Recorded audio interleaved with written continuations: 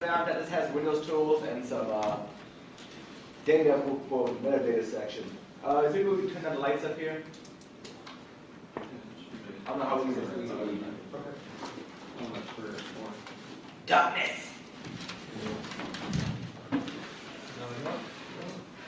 Alright, well, I've always been introduced. My name is Avery Crenshaw, and this talk, well, this long form class actually, is on OSN, cyberstalking, footprinting, and recon. Getting to know you. Alright, a little bit about me. I'm Avery Crenshaw. I run I'mGeek.com.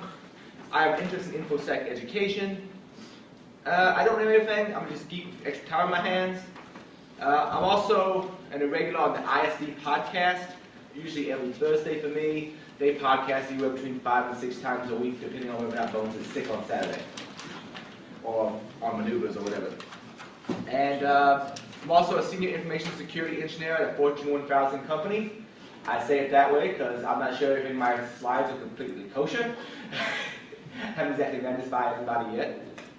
And also one of the co-founders of DerbyCon.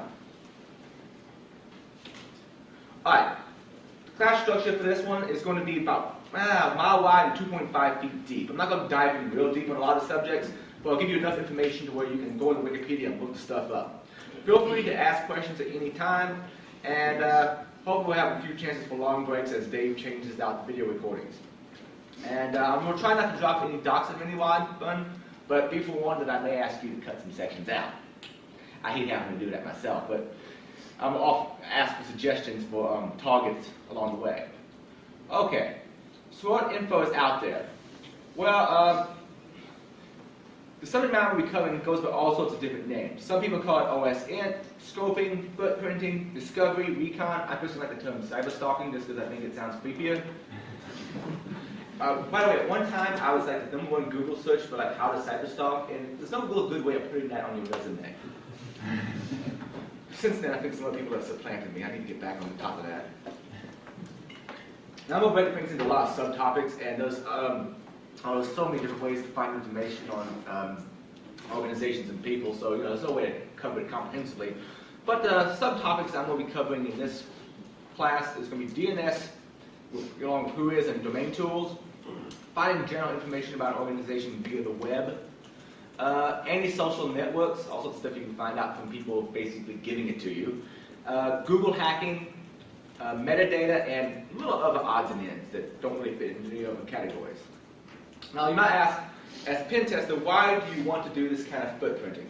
Well, as a precursor attack, it's good to know who your enemy is and or who your target is. I shouldn't say enemy, I suppose. What resources they have, who's involved, and so forth. Now, if you're a deviant person, if you're a social engineer, it's good to know like the name of who works there, where they work, the names of internal departments, common acronyms they use so you can talk to talk.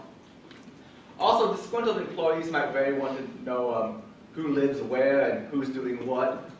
Usernames and passwords are always useful. For instance, most companies out there, their email address and the username is the same thing. Not all companies, but a lot of companies. But using various types of recon, you can find out tons of usernames and possibly passwords. Web vulnerabilities, sometimes those are as simple as doing a quick Google search for a search string or going into Shodan and see who's running out-of-date software. Internal IT structure, like what software someone's using internally, what servers they have internally, IP layout. You can sometimes actually plug that out with metadata of PDFs and Word docs and so forth that they put up on their website. And of course, spear phishing attack, which goes back into the social engineering. If you have an attack, everybody's familiar with spear phishing.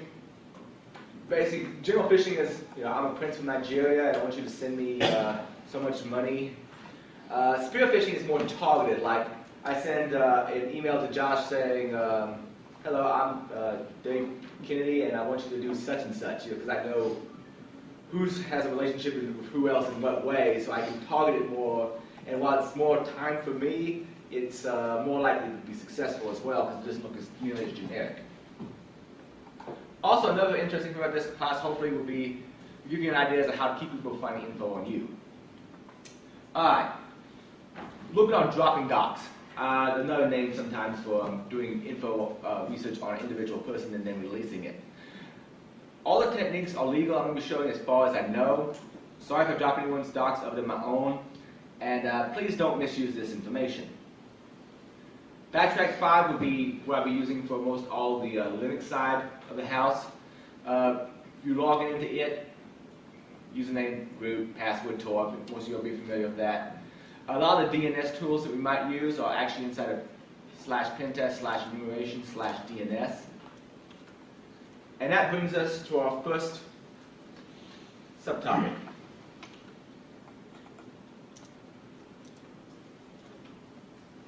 DNS. We're going to use some DNS work, Whois, and domain tools.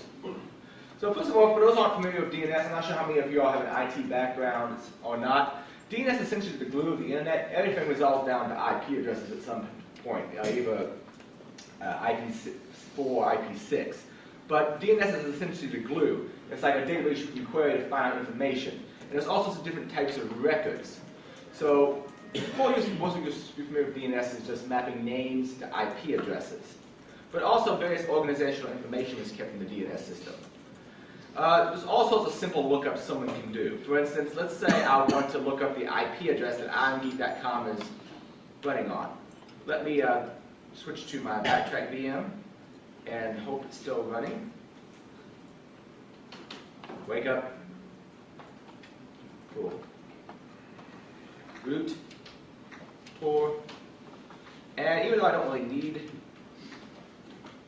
have the graphical interface at this point, it's going to be convenient for switching windows and so forth.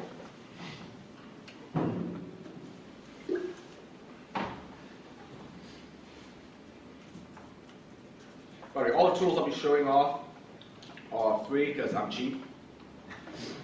Okay, let's do a simple NS lookup. Let's find the IP address of imgeek.com. A lot of people just ping it, but NS lookup would be better because we're just querying, okay, what IP address corresponds to imgeek.com. There's other types of records we can look up as well, which I'll cover here in a second. Bigger font. Oh, okay.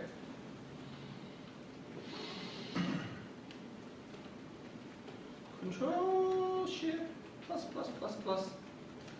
Maybe not. I'm also doing this on a Macintosh. Okay, let's go back to the game. No, you have to do it that way. You happy? Yeah. Alright. NS lookup, no connection. That's not positive.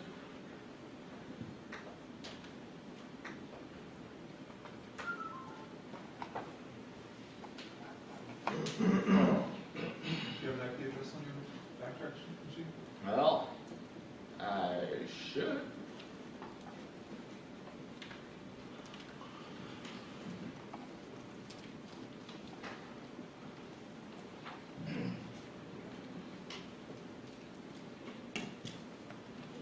Is that what your access point's handing out? No, it's 192.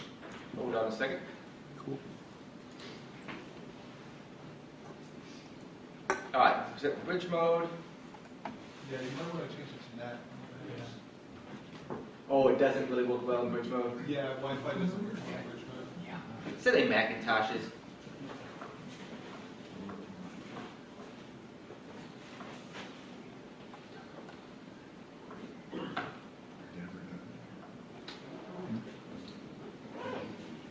By the way, what I'm about to do is basically restart the networking stack on backtrack just to hopefully resolve any of the issues that I have. Networking. Oh. There we go.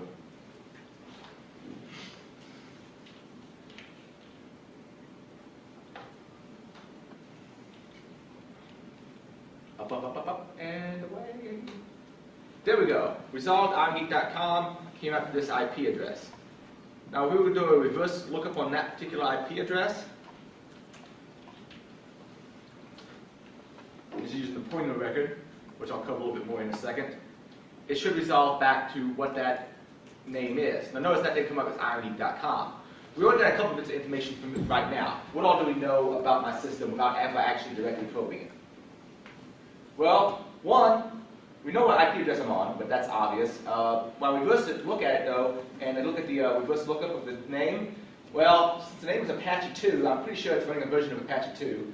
The name of the box is Apache 2 Linus, probably running Linux. Rapids, not sure on that, I have to do some more research. And dreamhost.com, so you pretty much know that my hosting provider is dreamhost.com, just in that amount of information. And I'm going to show you doing some things on reverse lookup that you send like no packets. Well, first no packets to the person you're targeting. You can find out tons of information about the infrastructure. So let me switch back to my slides. And that's a simple lookup. Now there's all sorts of records you can query. Give you some examples. Your A-type records, is that unbroken?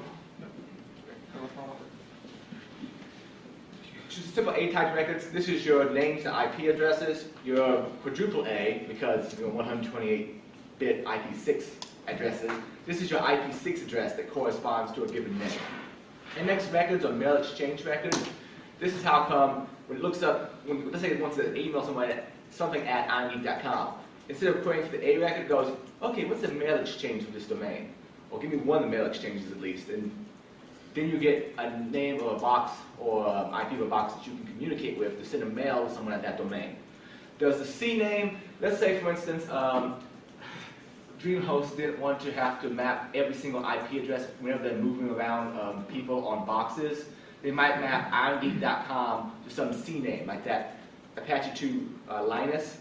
And then, whenever they move the IP address that Apache-Linus points to, all the other higher level names automatically get redirected. It just kind of makes things administratively easier. Then there's the pointer record. These are just a few of the examples. That's a reverse lookup. So basically, you have something you can look up and find the name of the box from the IP address. And there's the AXFR record, which is, we're going to be using that for full zone transfer, which I'll explain more here in a second. There's tons of ways of getting tons and tons of DNS records quickly. Actually, Mubix from Hack5 and so forth has been working on his own reverse lookup of the entire internet and his own database of it. I'm not sure how far along that is. Last time I tried it, I think it was at https://deepmagic.org.com. Does anybody remember? No, I didn't try. Look up Mubix and like DNS lookups. It'll probably be out there. Just be sure to use the HTTPS version, because I think this other version has some kind of prank on it. Anyway, there's all sorts of ways of getting tons of DNS records from different organizations. One is zone transfers. This used to work a lot more often than it does now, but we're still going to use it as a demo. Brute forcing from a dictionary. Essentially, if you think someone, if you query any organization for names like exchange, domain name, mail, domain name, www domain name, you're probably likely to find some listings. Also, there's the nmap list scan, which is one of my favorites, which I'll demo as well. Alright, first thing is there's dig. And with dig, you can specify a particular name, and you can also specify the particular domain, particular DNS server. For instance, if I wanted to query a DNS server, this particular one, I can for irongeek.com. If I don't specify, it just uses my default DNS server. And if I was to demo that, let's go back to backtrack. Dig irongeek. Get the focus right. Dig irongeek.com. So show me any records. And it basically dumped all the records on irongeek.com that it could find. We find the A record. We find name servers for that particular domain. So NS1, NS3, all these are DreamHost. We find a couple mail exchanges. So these are actually boxes that take care of mail for irongeek.com. That won't work with everything, right? That's like you can't query any host on the internet and get that same, get all their. I think is that recursive DNS? Well, it's recursive where I just did it. If I specify the particular DNS name and I'm allowed to get into that particular DNS server and I'm allowed to get on that one's port 53, I should probably be able to query it. Mm-hmm. Is it going to return all the subdomains though? All those other ones? Well, let's try one. Give me one. Yahoo.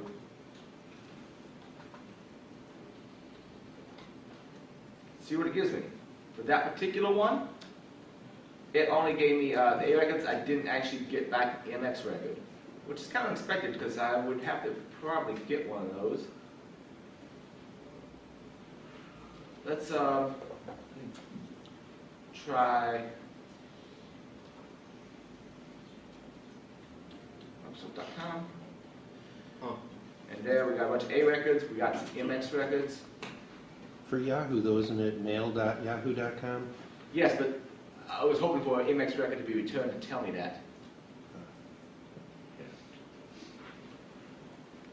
But also we can specify specific DNS service to use. For instance, we can use @ns1.dreamhost.com, query for iMgeek.com, any. And I just create that particular DNS server. I want to try to wrestle around with this and see if I can figure out a way of. Some people, when they have some bots, will automatically register a name for the bot, and I want to be able to scan for any IP address that belongs to my organization against a particular DNS server to see whether or not, like for instance, wherever I work, scan the entire IP range, look inside of dynamic DNS, and see whether or not someone's mapped into an IP address inside of my organization from dynamic DNS.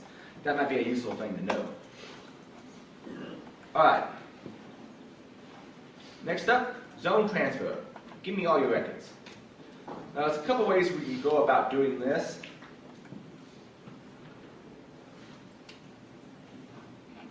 One of the first ways is we can use NS lookup interactively. And rather than show 2 billion different ways of doing this, I'm just going to show it up here on the screen for Windows. You can do an NS lookup in Windows, set the type to NS, irongeek.com, and then try to do a transfer. Now in this particular case, it's not going to do it because DreamHost doesn't allow zone transfers. A zone transfer is essentially where one DNS server talks to another and says, hey, give me all your records. And there's some legitimate reasons why you want to do this. Like you have multiple DNS servers that want to replicate those records between each other. Some badly configured servers, however, allow anybody to query all of them. And then you instantly find out way more information than you need. Now that's one way of doing it in Windows. If you want some slides later, I can give them to you. But let's go with something a little bit easier. Let's do it in Linux. So we're going to do a quick search. And I actually had to, when I first did this, I had to look around for someone to query. A while there, I was actually using, let me go back to the slide for a second. I was using this particular university and transferring from them. However, I don't know if they really like that. So luckily, Robin Woods actually set up a demo box that allows zone transfers just to show it off. So let's try dig and try asynchronous full transfer zone. Actually, sorry, got that wrong. AXFR, which apparently stands for asynchronous full transfer zone. And we're going to try it at and NS12 zoneedit.com zone transfer.me. That's the one that Robin Wood has set up just for demoing purposes. Hit enter, hope for the best. And you see it returned a bunch of names for us. Essentially all the records there. We found he has a box in there someplace that, VPN, zone transfer me, is on this particular IP address. Few common names, see zone transfer me itself, dr.zone-transfer-me, Macron's location, looks like he has geo coordinates in there. Location is another one of those record types. There's tons of different types of records you can actually enter, like text records, or just like notes you can throw in the DNS and people can query if you wanted to. Info, let's see, what else he has in here. Another text record, I'm assuming this one has something to do with some Google application. But basically, I can suck down all those records from him. Now, if I did that for another host, like let's say I went ahead and put in ns1.irongeek, dreamhost.com, and try to search for IronGeek. Zone transfer should hopefully not be enabled. So you notice I didn't get any information. Transfer failed. It's not allowed. Let's find something a little bit more interesting. Let's actually query that university. It has a ton of records. So UG DNS1 dot ugent.be, and doesn't matter where you put the query type apparently, but let's do this ugent.be. Let's hope for the best. Cross your fingers. Okay, what did I do wrong? I typed in something wrong. DNA. Yeah. DNS. Now I'm going to go into genetic engineering instead. The security stuff's just not for me. And you see I'm finding tons and tons of boxes. There might be some student machines in there, probably some web servers, VPN servers, and so forth. But I kind of mapped our network out just by grabbing all the host names out through a zone transfer. So zone transfers, and there might be someone out there with more testing experience than me who has different take on this. Zone transfers don't seem to be as easy to pull off nowadays as they used to be. People seem to be locking that down. Now there's some other ways of doing similar things, like there's tons of ways of doing zone transfers. Like you can use the DS Recon tool. This should be on Backtrack 5. I'm pretty sure R2 should have it. DNS Enum is another one you can use. Server Sniff, which is a really cool web application. You can go out to Server Sniff and have them do the queries for you. They have tons of things you use for investigating domain names. Also, you can do all this with the Windows Dig tool as well if you don't want to use NS lookup. Another technique you can use besides zone transfers is brute forcing. Essentially, this goes back into trying name after name after name to see what will actually resolve. And it might try something like, okay, let me try mail.irongeek.com. Let me try sql.irongeek.com. Let me try this, let me try that. And it tells you all the common names and tries all these different ones, tacks on the domain, and tells you what returns something. And this can be useful. For instance, if you, well, you get an idea of why it's useful when I go show the Nmap scan here in a second. But that's essentially brute forcing through and seeing what names you can find. And that's using Fierce. Also, my favorite scan from Nmap pretty much is the list scan, just because you can find so much information with very little effort. For instance, let's go back here, and alright, assuming there's not a university I've ever actually attended, I think I'd have any problem actually just doing an NS lookup on a university and scanning them. It's technically open information. That day said it was okay. Alright, let's do an NS lookup on www.louisville.edu. I don't actually attend there, but the nearby me. Alright, the IP address is apparently this. Now, granted, that is not an IP address that that may not belong to them. They may be hosting somebody else, someplace else. Let's go ahead and do a Whois. We'll get more into Whois in a second on that IP address. That address apparently belongs to UofL, and let's scroll up. We've got some email contact information that can be good for social engineering later on. Belongs to Information Technology Communication Service, University of Louisville. Registration date back in '89. Universities are great for this, by the way, because usually they're not behind that because they got in on the whole IP4 bandwagon early and got way more IP addresses than they really need. And it looks like we have this particular range of IP addresses for them. You know what? That's going to be a lot of IP addresses to scan. I could actually copy this notation straight into Nmap, the citing notation, no problem, but we don't have all day to sit here to scan, so let's do this instead. I'm going to do an Nmap I'm going to do a scan list uppercase L.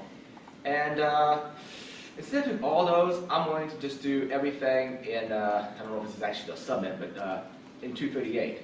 So let's scan all those hosts. Because the web servers in that particular IP range, they probably have a few other interesting things in that IP range. It's basically going for each one of those IP addresses, doing reverse DNS lookup, and eventually it should come back with names. Now, at one time I applied for a job at a different university, and I was trying to figure out stuff about them. I did a reverse lookup like this on them and found names like Barracuda.name of university. So, well, what's Barracuda? Oh, that's a spam filter. Now I know something about their infrastructure. If I saw Exchange, I know they're using Exchange. If I saw SendMail.university name, I know they're using SendMail. So you can find tons of information about the institution just from looking at that. QuickTime, Louisville.edu. I imagine it's some kind of media server. Podcast. They probably hosting some kind of podcast there, maybe streaming some stuff. No idea what this stands for, but if I look it up online, I might figure out it's some kind of internal naming thing. B, business user, perhaps. Collaborative web. Don't know what that is either, but it gives me some ideas for more searching. Blackboard. That's Blackboard? Yeah. See, you all knew and I didn't. That actually tells you to get into Blackboard software. Okay. What else looks cool here? Business affairs, they got a website. Dental informatics, philosophy. Let's see. Latin American studies. Let's see. Privacy. Every group has their own server. Wow. So it would seem. Ooh, there's the help desk. Tons and tons of stuff. Athena test. Cameras. Oh, cameras. Whoa. To go there or not to go there? That is the question. I don't know. Is this where I well, pause? I'll just say. Should I pause? We'll skip it. We'll just assume it's bad. Also, if you scan all these, you can probably find a lot of universities keep the names of some name of university, name of a particular person who uses that machine, like the professor's name. So if you want to find a particular professor's machine on that network, scan the entire network, you look for the username, is the machine names, you might find it. So you see why I love the list scan? All that information, and you're not really sending packets directly to them. Yay! Yes, sir. What would be the reason why some of those are just showing up as IPs? Because there's no result for them, or? Correct. If they're just showing as IPs, there's no resolution for them. Okay. I can also probably find eventually a bunch of stuff inside the network that's like student machines as well. But I think that shows you the power of a list scan. And that still works no problem, and when zone transfer will fail. The only thing though, the zone transfer will get you things like, for instance, irongeek.com, if you could actually do a zone transfer, I have various things registered in my DNS that aren't in a continuous IP space. For instance, I have stuff pointed to 127, like hackme.irongeek.com is pointed to like 127.20.6.9. Feel free to hack hackme.irongeek.com. The reason I do that is anything that starts with 127 is loopback. So people hack themselves. Our zone transfer will show you those mappings that are outside the IP range. The InMap list scan, of course, will not. So that's why zone transfer is still better. Okay, Whois information. I showed a little bit of this earlier, but this is great for troubleshooting. Like, let's say you want to, good for troubleshooting, bad for privacy. If I have a certain university IP that's hitting me all the time, if I look up that IP address, I can find abuse information. Remember when I brought up Louisville.edu earlier? I brought up abuse information for them. I can contact somebody at the IT department. Email contacts, physical addresses, someplace in that Whois record was probably a physical address for that university. IP ranges, which is what I use for doing the scan. And not everybody, though, you can necessarily look up. There's something called Whois by proxy, where essentially someone else's name comes up and it's registered to them, even though I own the domain. For instance, if you do a search for me, hopefully at this point, it's going to show DreamHost. Wake up? All right. Let's do Whois on irongeek.com. Now, I'm a cheap person. I'm really, really cheap. So when I had the option to go with a cloaked domain name or cloaked DNS, cloaked Whois information, I didn't the first time. So if anybody can find the old Whois information, you can find my home address. No problem. Since then, though, I've registered with a I transferred off out of GoDaddy, and I went with a DreamHost for that as well, for my for my domain name registrar. So everything comes with their information now because they automatically give you that for free. And all you see is information from them, so you don't find my personal information. Let's go with the organization or university or something. Give me someone the who is. Could be an IP address or it could be a domain name. Stark State. Yeah, Stark State, what do you need? Is that right? All right. Apparently, this is the address. Cool. Notre Dame service. Let's scroll up. Or better yet, let's just do this. Throw that into the list. All right, we got an address. We got administrative contact, Greg Lenka. Oh, I'm gonna help this. Yeah, Greg Lenka wants to get this report to him, but I can't seem to access. Will you drop this, open this particular report in the firewall so I can SFTP into this particular server and grab the report? I just not yet. That interim is kind of interesting too. Oh, he's not reading forever? Yeah. That, you might be a little easier to BS than someone who's been here for 20 years. Got me email addresses to send stuff to. Also, domain record activated. It's only been activated since 2002. Huh, It's about to expire. All right, let's get into that. Unfortunately, though, I think you have to. What organizations do you have to deal with is register underneath the EDU top level domain name? Unfortunately, that's a little harder to snag up, man. That would be nice. Think so? I like to be able to register grant hide.edu actually. Long story. Actually. All right. But that's a little bit about Whois. And you saw me do a Whois on an IP address earlier. And you saw the Whois by proxy because when you Whois iron.com, it doesn't say Adrian Crenshaw, it says something from DreamHost.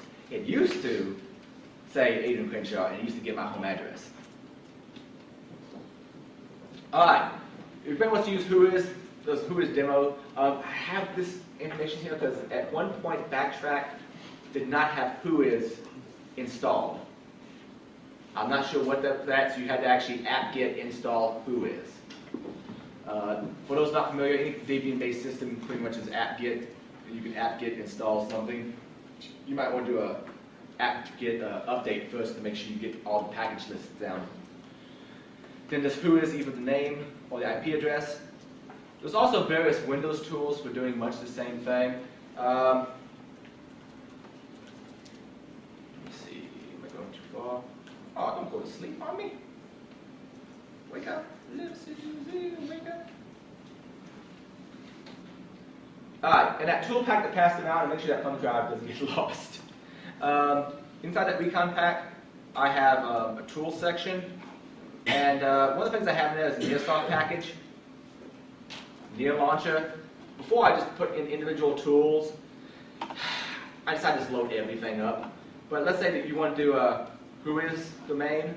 Well, here you go. You can use Whois. Whois domain. Say OK. You can put in multiple ones. It retrieves the information, shows it to you in a nice little table format, or in a normal Whois format. You should also be able to save out selected items. And I believe that saves it out as, oh, great, you have a couple options. Like you can save it out as basically like a comma to limit or tab limited text file. That's going to be really nice for importing into other stuff. But that's a Nearest Whois tool. I think he's added support to where you can Whois an IP address on that too, not just domains, even though it's called Whois this domain. He's also got tools for, let's see, IPnet info. That's more of the Whois in the opposite direction. Like, will someone give me an IP address? Go into book. How about 208, 228, 208.228.181. dot 250. 250. And let's see. We have a couple of options we can configure, but let's look that up. Well, you can look poll lists. Okay, that belongs to debold. And information IP ranges. so on and so forth, contact information, and of course also the tab, the limited format, which is really nice. I was actually doing some research on darknets once, and I wanted to figure out where everybody was who was using this darknet. It was I2P, so it's kind of like a weird mesh network on top of IP4. And I basically collected all the IP addresses of people who were contacting me. Then I could throw under a tool like this to find out where on the world they were, look up information about them. It was just really nifty. Once it's in tab the limited format, you can import it into pretty much anything you want. So you can also do all this stuff in Windows as well with various tools. Those tools you can get from Nearsoft. I was just too lazy to download those individual tools because I had to individually get them past some filtering. So I just decided to grab this whole pack. This whole pack is only like, I don't know, 12, maybe a 25 meg download. They know if it's cheap, right? Can you go back to that so I can copy that URL? Oh, yeah. Thank you. Let me know when to continue. Actually, how I'm far? ready. Go ahead. Okay. How much longer do you want me to stop this one? 30 minutes? Okay, cool. I'll keep going. All right. A few other good places to go for information would be stuff like RobText and ServiceSniff. They have a bunch of stuff out there for looking up information. Actually, you know what? Let's actually go out to one of those. Let's look up RobText. You can find out all sorts of information in there. Let's drop to a terminal here. NS lookup. All right, I'm going to copy that. By the way, if you're using OS 10, you got most of these tools there as well. But let's look up that IP address in here. Lucky. All right. We got a couple different reports. One thing with reports which is kind of neat is it shows some other names of other sites that are on that same IP address. Shared hosting once again. Now, as far as an attack is concerned, and I've had this happen to me, someone breaks into another site hosted on you, even though you don't have these web vulnerabilities on your web applications, they break into the other person's, and depending on how permissions are set, they can use that to get into you. So let's say Whois has a WordPress vulnerability. You might be able to use that to get into irongeek.com. And it looks like here's a bunch of other sites that all mapped to them. That's an interesting one. Where's that one later? Let's see. Well, just tons of sites on there. What other records do we have? Graph. I guess this is showing mapping to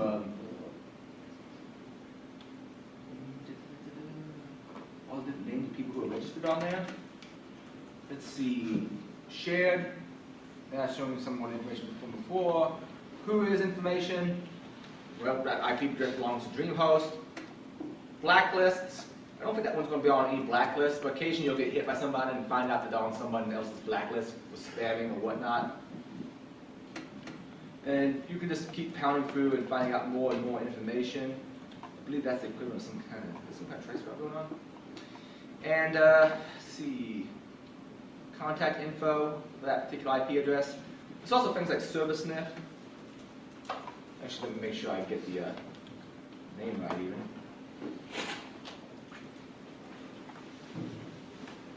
Could.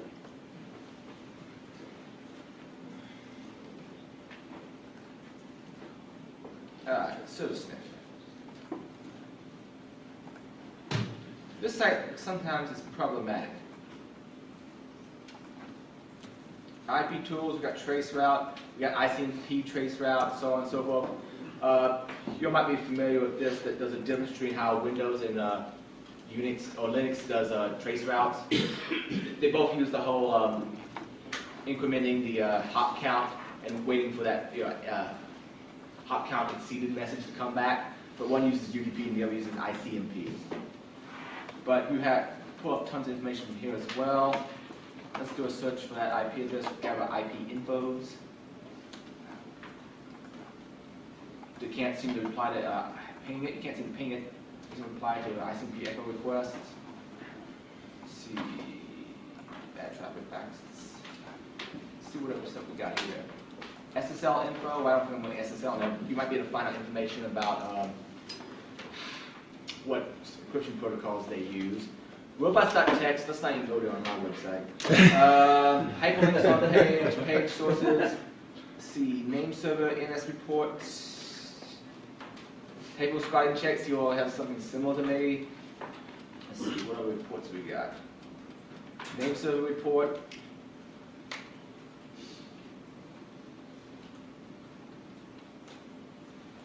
This is a lot like pulling back all those records like the MX and NS records I showed you earlier. With Dig. Though it's taking sweet time about it. A lot of that same kind of information. So if you don't want to use the, you don't want to load tools or you don't want to use Linux, you can always use one of these websites for doing much the same thing. And you see right here, it automatically tried the zone transfer for me. So they don't see me as doing the zone transfer, they see ServerSniff is doing it. So that's probably a good thing. Let's go back to the PowerPoint slides and rock on.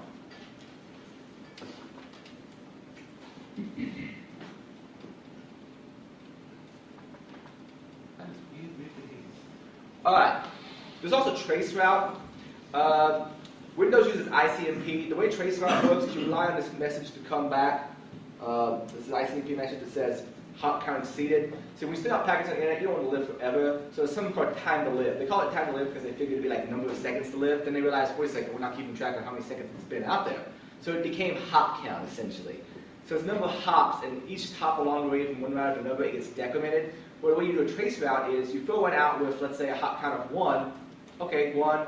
Oh, it's now 0. We exceeded our time. Throw back a message that hop count has exceeded. Go 2. Goes 2 hops out, gets the exceeded, throws back, hey, hop count exceeded. Here's where it stopped at. And so along the way, you can transfer all this information.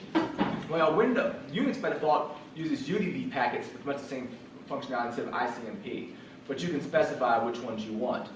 There's also tools like GeoTrace, which will show you on a map where things are, so you can say hop, hop, hop, hop, hop, hop, like in all those CSI type shows, and they're trying to trace down an IP address, and it's hopping from one place around the world to another. So let's go to Unix. And by the way, the reason you want to know about the whole difference between like a Linux type trace route and a Windows type trace route is sometimes one will respond, and the other one will not, depending on what people block. Let's do a trace route. If you're using Windows, do traceRT, and imgeek.com.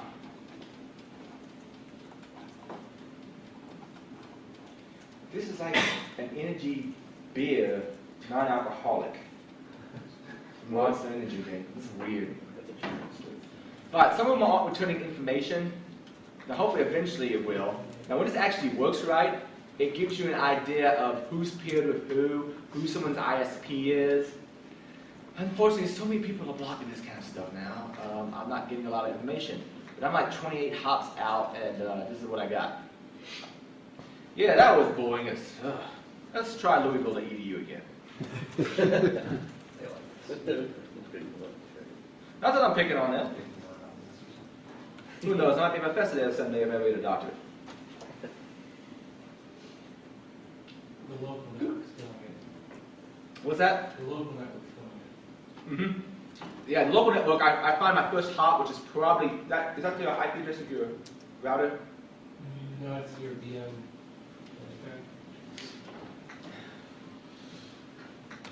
Try it from your Mac side.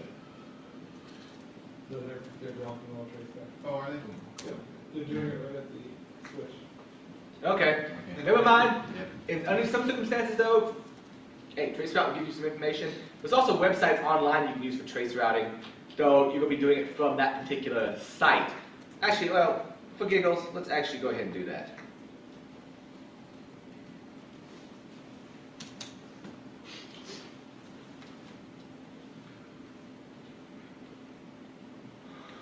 And I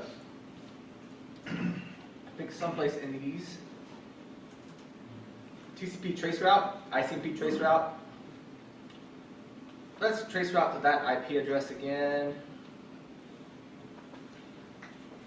and see what comes up.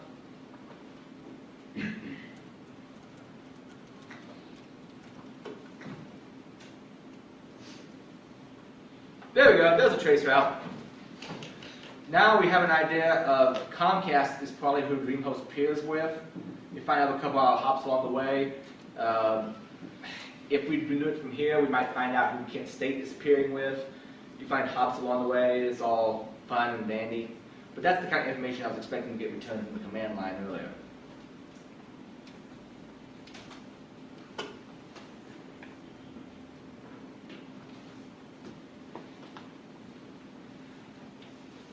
Okay, next up we're going to talk about finding, that's most of the stuff I wanted to cover about Whois and DNS information. It takes some time to just play around a bit. Also check out Backtrack, they have tons of different DNS and Whois querying tools built in. Look underneath the, I think they put it in the constant section. Hold on a second. On Backtrack, we're not using GNOME or KDE. If you go on information gathering, a lot of that stuff's going to be in here someplace or another.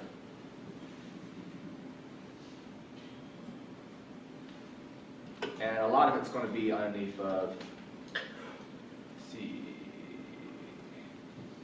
pin test, enumeration, odds and ends in there. A lot of the DNS stuff would be inside of DNS.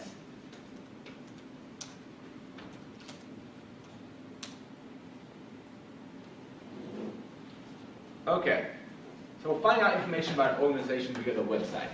There's tons of ways of going about this.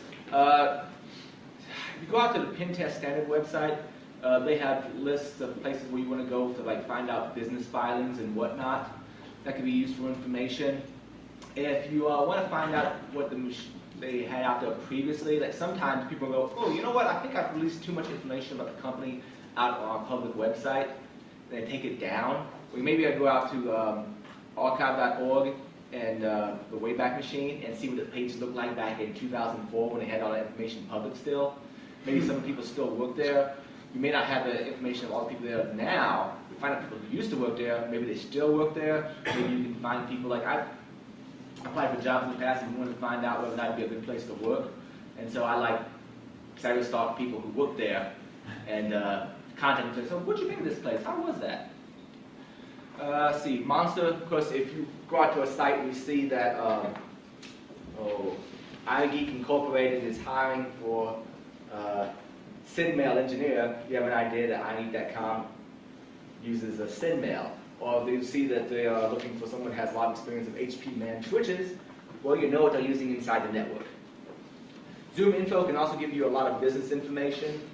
Google Groups and all these different listings on the boards are pretty cool, because sometimes you can do a search for,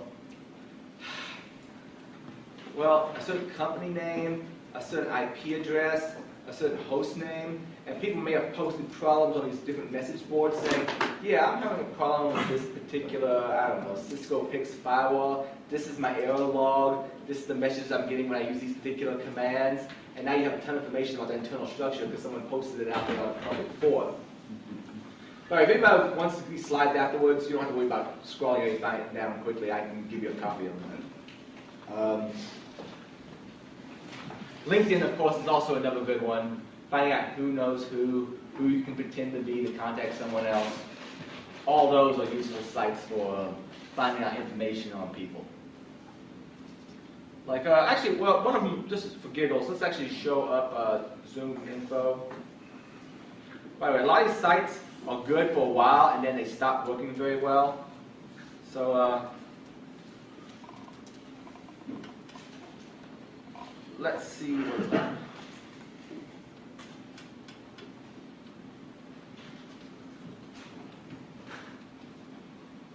And I know I have some friends on here that there's a bunch of information that got me covered. Let's see if Adrian Crenshaw has a whole lot of information there. Okay. Zoom Info, sorry. Had zone transfers on the brain. Alright, job title, full name. Let's look up Adrian Crenshaw, see what's going on. Alright. Adrian I. Crenshaw. However, my middle initial is not I. Some of this information is correct. Like I was at one time Director of Education for ISSA Kentuckiana. Gives you information about them. I updated my LinkedIn recently. It doesn't have that. It has a bunch of personal contact info, listings, various other websites. These are top places I've spoken before. You see some other places I've worked in the past, though I never actually worked for Black Hat Incorporated. Though I wonder if they got some filings because they may have had to send me a 1099 at some point. And of information, I have a friend named Dave who has a lot of information out there on this one. You can look up companies, find out people on companies, and zone info actually for business research is pretty cool. Okay.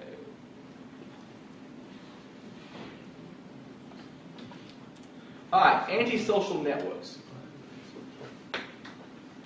So many people put out so much information about themselves on these social networks.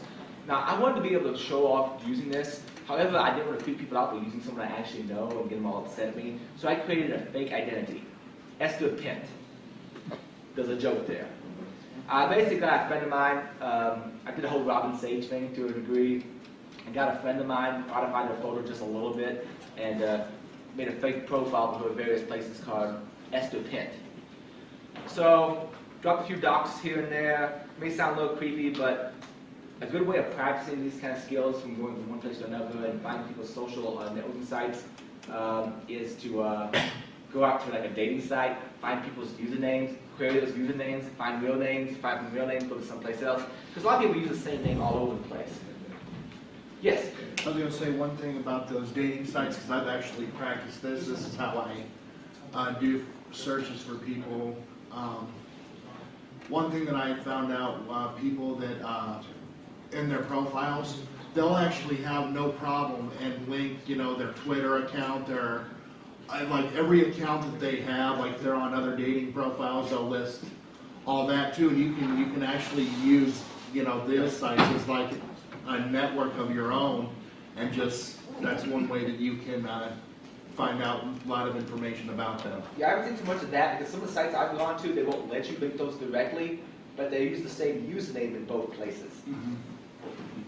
And so then you find out Twitter, then you find out the information about them, and I'm not saying it's not creepy, I'm just saying it's a good way to practice. Right. But let's say we know Winfang is the name of somebody, that's our username.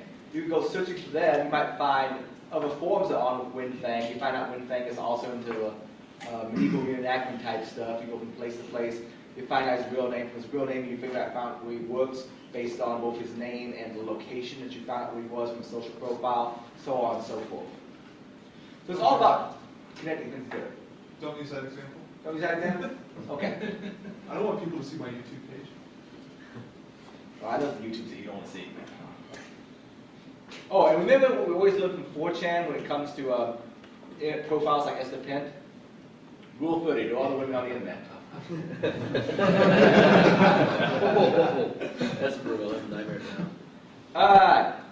If you want a large list of cyber stalking sites, see, I keep a list and I need to keep them all up to date. Some of these sites start off really good, and then all of a sudden they go pay, or to get any real information, you gotta pay. But a few of the ones I thought were okay. I got a large list out there at irongeek.com. If you do a search for Iron Geek, space doxing, space footprinting, it should come up. But Luna, PQ, check usernames and know them. iSearch and white pages are good. TinEye is kind of nifty. I'll show a bit of TinEye here in a second. Pipes from Yahoo, you can collect a bunch of information. Crap is most everything else. Most sites link to some place that wants you to pay. Let's actually show off a few of these though. So, real quick on that, yeah, Pipple. Pipple? Okay. It's a combination of everything. But there's a, I've used Pipple before also. I think it's on my big list. yeah, there's a, if you actually have a private investigator license, there's websites out there that with just the name alone, you can get pretty much just everything. We had Kevin Mitnick in here last month. He spoke, and for some of you guys that were lucky enough to be here, you were able to see how fast he was able to pull up my information from just my full name. He was able to pull my social security number and everything up on the screen. And you realize he probably still remembers it.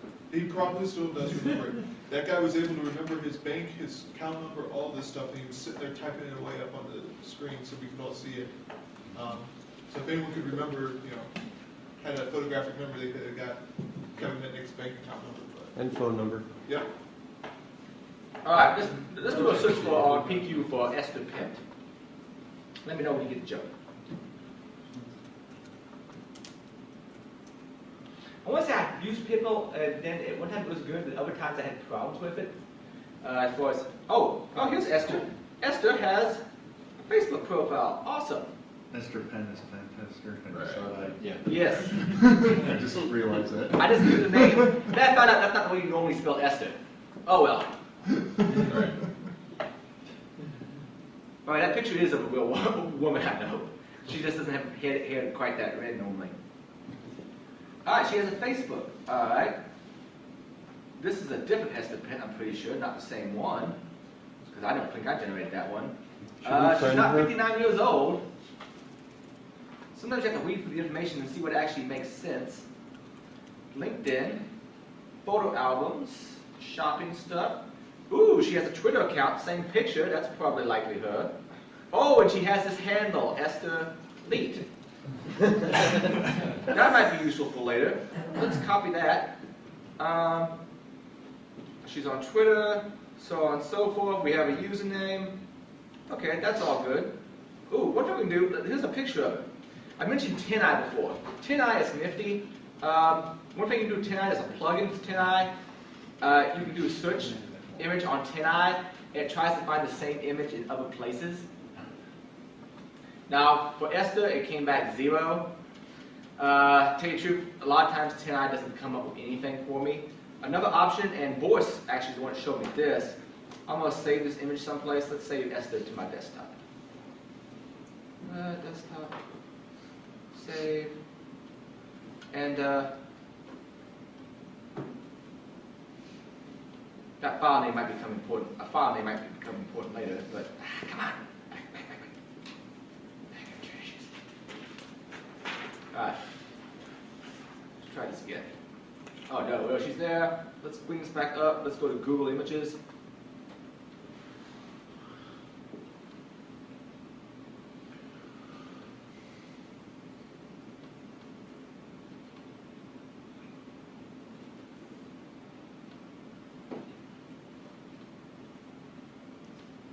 And you remember doing most image searches, but apparently you can also just drag and drop a picture. They can try to find you. I didn't drag it to quite the right place. Try that again.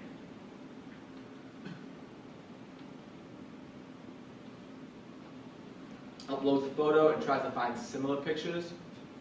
And that found the one on Facebook also. I think the one I copied was from Twitter, but it went out there and found similar images and found one on Facebook.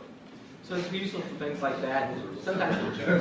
What? Is that Michael Jackson? Which one? Where? Oh. Yep, I think you're right. They are not related. I don't think your friend's going to be happy with that one. Yes. Time? Yeah, pretty good, close. How many minutes you got to record? But 1 or 2? Yeah, 3? 9:45, let's take a break. So let's let it go to a couple minutes, and then we'll take a 15-minute break. Okay? Is that good for everyone? So how much more do you have right now? Say about 3 minutes. All right, let me see if I have anything else I can cover in this quickly. Check usernames is really cool. And know them. These both allow you to check accounts to see if they have an account in that same name in other places. For instance, let's check to see where Esther might be. Let's find out where Esther has actually been registered. Ooh, Esther's been registered on YouTube, so she might have a YouTube channel. Same thing goes with Justin TV, though I never did that. So it might be a different Esther, depending on how common it is. Twitter, okay, she may have a Twitter account. GitHub's giving me an error, and if I could /doc, she may have been registered, or it's an error also. And there's also that Noam one. Basically what this does is it takes a username, searches all these different places to see whether or not that name's registered. Then you can go out to those places to see whether or not they have information there. This is probably more interesting if we did Iron Geek. And you can see a bunch of places that Iron Geek is registered. I think Enter didn't actually do the job. There we go, let's try that. Dailymotion is not available. Etsy, I don't know where it's from there. Blogger, I have been on Blogger. I've had things on eBay, though I don't remember using the Iron Geek account. I do have a live journal someplace. Justin TV, that may have been some kind of carryover where it automatically registered me. Ooh, Hulu, use Hulu. Sometimes you can go out to Hulu and I found someone's real name because they use the same handle on Hulu. Reddit, GitHub, Instructables, so all these different sites and places I can go out and find more information about Iron Geek. And I say break. Found that this has Windows tools and Go for it. alright, let's pick up where we left off. Showed you a little bit about using the check names and know them. Let's continue on to a few other places you can check out information. OpenBook is kind of interesting. This is people who don't have their Facebook locked down real well and post all sorts of stuff publicly. Let's say,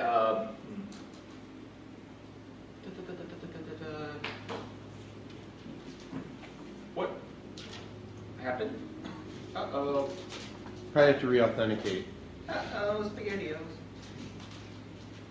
Okay.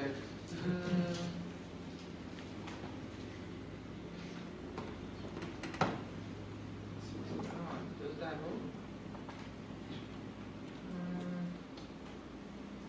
You can do search. Do search. Let's go after this.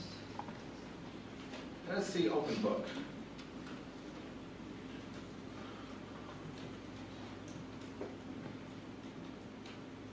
Something is definitely screwed there. Alright, well, let's actually go back to here and say,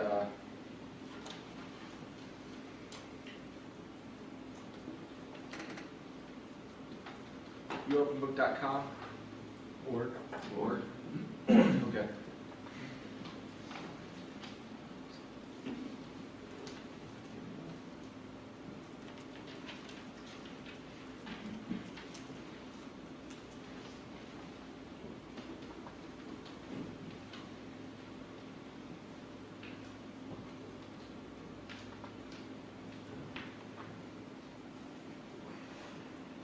I got it right. Maybe that was no longer effective. No, you had open your book. Was that? You had open and your reversed, I think.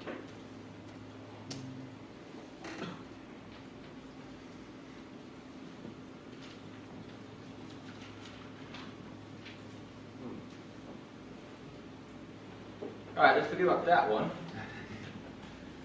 Like I said, so many sites come and goes. Geolocation, Bing Maps. At one time you could do a Bing Map and switch people by Twitter name.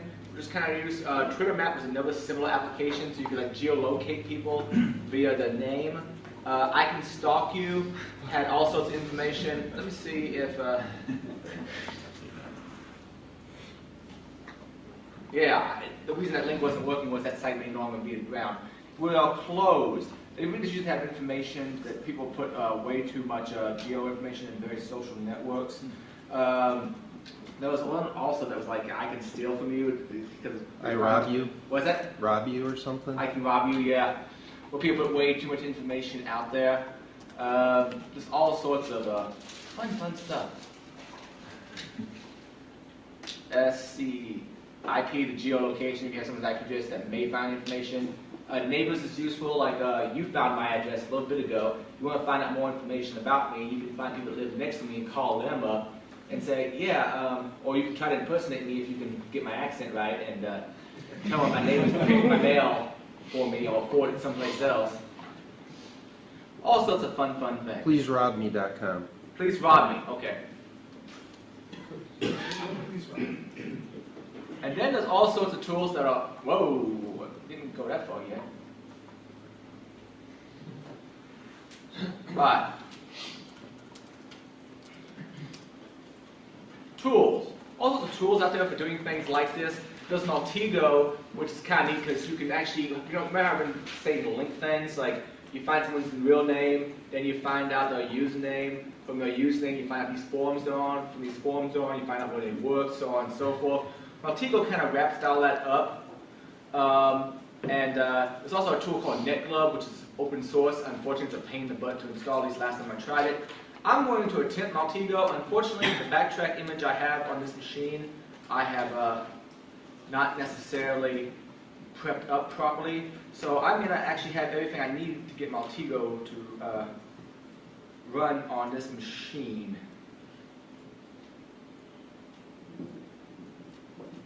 Maltego, all right. It does more DNS analysis, but you can finally read that section. Okay, Maltego 3.1 backtrack edition. What was the open source software that you said? NetGlove. NetGlove? NetGlove. The last time I messed around with it, it was a pain in the butt to install because there was all sorts of extra dependencies, like Ruby dependencies you needed. I think it was Ruby dependencies you needed. If you go up to the Pentest Standard website, Rick Hayes wrote out like a long, detailed article on how to get a version of it to work.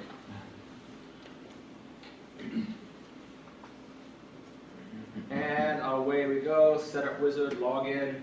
Oh, come the hell on. Okay, I'm going to explain to you what Maltego looks like. Maltego usually browsing when people see it. I have videos out there. There's tons of videos out there, and I don't really feel like registering and waiting up for my email to get here, logging in, and unplugging and deplugging this. Essentially, what Maltego works is, let's say you know iNeat.com exists. Well, you might make an entity called domain name.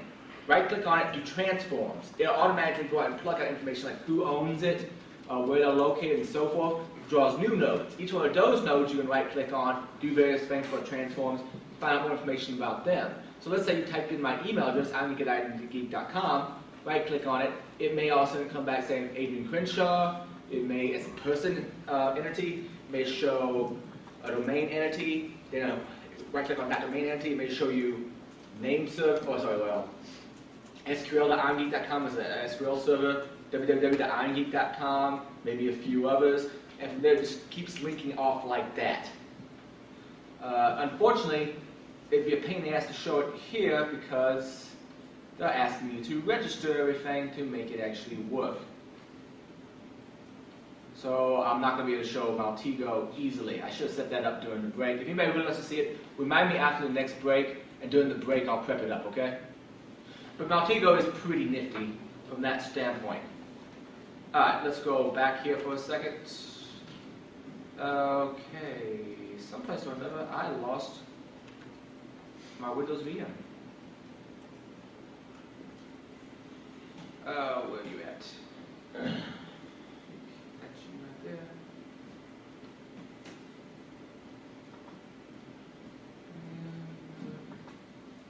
We don't want you anymore. I do want you. I need to go into your power settings later on and change you. Alright. Let's continue on. But NetGlove's know it does something similar, just a pain in the butt to install, but it's completely open source instead of as opposed to Maltego. Like I said, out on the Pentest standard website, Rick Hayes wrote up a long, detailed article on getting the thing to function. I think his background platform was Backtrack. Now, a little story time about using these social networks to find out information. I'll tell you a story about this guy named George Bronk. Essentially what he did was he'd find women's Facebook profiles. Maybe the Facebook profile would have the dog's name that they own, or where they live, or the mother's maiden name, because whatever. Then he used the information he found on the social profiles to answer those questions, those security questions you always get asked if you set a password. So he'd be able to get into the people's mail providers using information they found on Facebook. Once he had this, much the same thing happened to Sarah Palin, if you remember the whole Sarah Palin incident, because it asked security questions like, where'd you meet your husband? Well, with someone like Sarah Palin, that's pretty much public record. And filled in those questions, got a reset the password, logged in, and started searching for like pictures and so forth that the person had sent around. There's various other people who've been hacking celebrities this way, because they'll reset a password someplace, then they'll have the email addresses of other celebrities, and then they might email that celebrity and say, you know that picture I sent you, I lost it, can you send it back to me? Do various things like that. But George Bronk would basically break into people's mail that way and find nudes, and he'd post some, and in some cases, I think, I don't remember if he blackmailed people into sending him more, or he posted ones he had. Same things along those lines. There comes up the question, to be social or not to be social. There's some benefits to being on these social network sites and some of the, from a security standpoint. And that is, let's say there was no Adrian Crenshaw on any of these social networking sites, then anybody can come up and pretend to be Adrian Crenshaw. And people might think of me and sign up for it. So there's some argument to say, at least have some kind of presence on a social networking site so you can control and have an account that's existed for longer than anybody else's, that is your official account. You would say something? I was just gonna say, you know, with things like, you know, like Facebook and that, it's amazing how many people will add you just because, you know, you went to the same high school, and that's one way that you can get in and view a person's private profile, because a lot of people, you know, hey, we have like 5 mutual friends, I'll add them, I probably know them without even thinking, and that's how you can also find a lot of information. Yeah, the guy named, was it Tom Ryan? Who did the Rock and Sage thing? Tom Ryan. Yeah, we basically made a female account, computer security industry, Yeah. had a very attractive female as a profile pic, got a lot of people sign up. From there, he became friends with other people trusted them, so on and so forth. I did a miniature version of that with Esther Pint. No, I didn't take it nearly as far, just to be my search profile. But yeah, so many people add friends that aren't really friends. And what I do is I keep 2 different social profiles. Now you all know that, so see which ones people ask to sign up for. One for my hacker persona, and one for people I know that are local to me. Yeah, the Thomas Ryan one was actually a kind of an interesting talk too that was given at Black Hat a few years ago. The people that he targeted explicitly were people that had top secret clearances, that worked for government agencies, 3-letter acronyms, and he was able to get into those people's Facebook profiles and really, you know, start doing things. The user that he created was Robin Sage, and Robin Sage is a code name for that type of attack simulation in the government agencies and the U.S. agencies. So, and I don't know if you read the docs or not, but some people say that Thomas Ryan is the Jester. For those of you who know who the Jester is, you know, some people say that's him. Some people say he says it's not him. I think it's him personally, but because I've seen enough stuff that points the finger at him. So. And I asked you a question if it's Thomas Ryan, and I saw I actually have it there in my notes. Oh yeah, right there. Good name. Facebook, it wants your soul. By the way, I have this mold I made of the Necromonicon that's about the perfect size for covering a Kindle. So I need to, I can show it off sometime. But anyway, I sold one to raise money for the Hackers for Charity at Screwtown this year. I put it in the auction. Alright, next up we'll talk a little bit about Google hacking. Essentially all sorts of information you can find out via searching. I mean, there's basic Googling of just typing in a name and hitting enter, or typing in some words and hitting enter, but you can get a lot more advanced than that. More fun than turning off safe search. Wait, sorry, more than just turning off safe search, but not as fun. So that's fun too. I don't know, I wrote these slides. I wrote a lot of these slides over a year ago, so you know. Alright, so you really need to know what's shared online about your organization. There's all sorts of stuff like that, like personal identifiable information, email addresses, usernames, so on and so forth, vulnerable web services, web-based admin interfaces are fun, like you want to find someone's printers on their network, that's good. Someone wants to cause things to denial of service, find someone's printer interface out on the network and then set the IP address of that printer to be the same as the gateway. Seen that happen before on a network because we sent around information for people to configure their own IP addresses, and someone, you know, fat-fingered it and put the gateway as their own IP address. That took a while to figure out what was going on. Ooh, that was working fine. Now it's not. Working fine. Now it's not. Use your imagination, but there's a bunch of different query parameters you can use with, well, Google, Bing, and other search engines. But I'm mostly going to be covering Google. First of all, the site. Let's say you want to restrict your search to a certain place. Like, we'll go back to that Louisville.edu. If I want to search for a particular name, but not on the general internet, only at the site, I can say site:"Louisville.edu and only search Louisville.edu. Also, you can specify in URL or all in URL, so that all the words have to appear in the URL. So, for instance, they'll search, well, if you want WordPress to have to appear in the URL, you can say in URL WordPress site space irongeek.com, and it'll show all the URLs on my website that have WordPress in it. on my domain. You can bring up the cached version of pages, which I've had to do before to find out something that was deleted recently. But I've accidentally published the information that I didn't need to publish, redacted it, took it down. But the cached version of Google had it for a while thereafter. You can search for a certain extension or file type. You can find info on a page by typing in the info and the name of the page. See, link, you can find out who links to it. Also, in Anchor, if you only want to find return pages that have a certain word inside of an anchor on that page, that's also possible. There's a whole bunch of them out on googleguide.com, advanced operators. But there's even more advanced operators.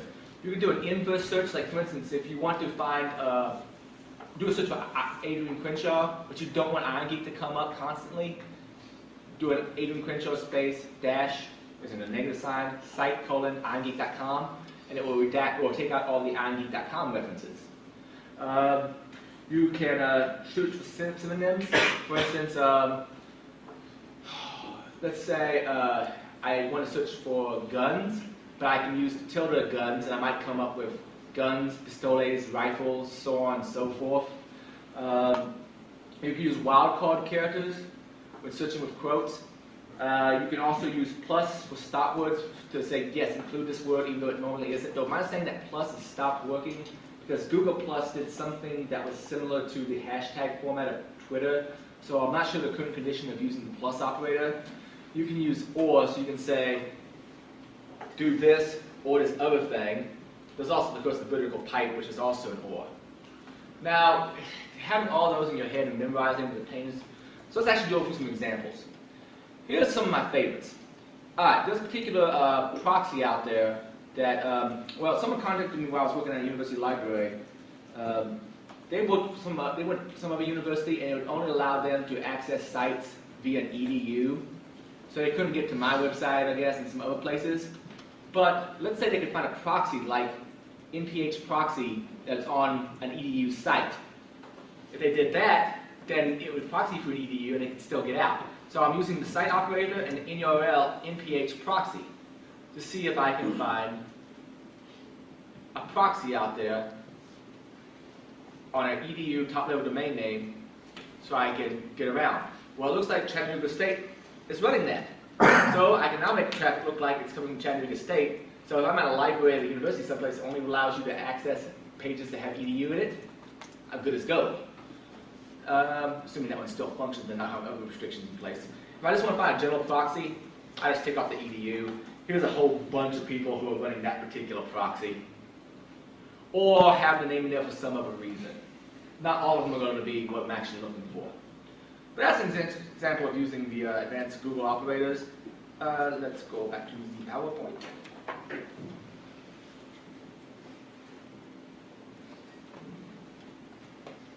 Alright, index of Etsy. Now basically, let's say I want to find someone, this used to work real well, I suppose. In title means it has to be in the title of the page. Apache, other web daemons, when you are allowing indexing of directories, you'll have this as the title. And the Etsy would be whatever the actual name of the directory is. Well, Etsy contains a lot of configuration files, maybe the password file, that can be useful for usernames and so forth, which even if it's shadowed, you can still hopefully get those. But anymore, a lot of people have just set up honeypots. For instance, I'm searching in title, index of Etsy. See this gray world? And the title of the page is index Etsy, but I almost guarantee you that's a honeypot if I go to it. Well, maybe not. Don't know. Have to go click on some stuff. This person has an Etsy shadow. I'm guessing this is probably a honeypot. Let's actually find the password file. And Yeah, it says it's a honeypot. up the top. The bottom. Or I clicked the counts.txt and at the bottom it says it's a honeypot. Right Yeah. there. Usually you can find information like this. Now, there's a lot of people who also would go out and find public pornography this way. Go figure. But there's a bunch of, okay, we're not going to talk about all the names there. But that's an example of using it. If you're looking for index of can be useful. Like if you know a particular CGI out there that stores its passwords and so forth and configure files in the same directory, you might be able to look at the index of in the name of that CGI program and find it. It's all kind of dependent on other information you've already collected. Alright. Now that we finally get back to a window, hopefully. And, in title, index of site ongeek.com. This used to work, and actually this kind of led to me getting, this was an extra factor in me getting faced a while back. One, I was having someone else's site I was hosting. I think they had a web vulnerability on there, and they leapfrogged over to me. But then someone else placed the back door that another fourth party found to get in. And that was partly because I had indexing turned on. On ongeek.com now, this will probably not return anything at all. If it does, I'm not happy because I didn't configure something right. Oh yes, OnGeek images, DEFCON 17. But right now, that won't return anything because I've changed things since then. But if we were to do an index of Louisville, not picking these guys, there's... Well, At least it's in a different state. Yeah, close to me. Publications. This looks like an index where access is forbidden, but at one time it looks like it was okay. Well, let's try this. No preview page. Huh. Alright, well, let's, I wonder if I can do Google this. Cache? Yeah, that's a good plan.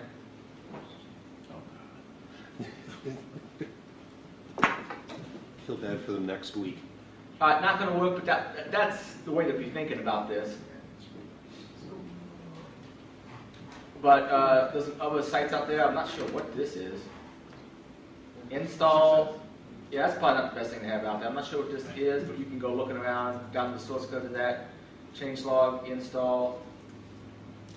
Yeah, I'll just give you an idea. Let's back up. That's way too many clicks to actually get back to where I want to get. I'm a relatively new Macintosh user. And that's because they were bought for me by someone else. All right, let's say you want to send all the PowerPoint, or more accurate, the PPTX files on ongeek.com. File type PPTX, site ongeek.com.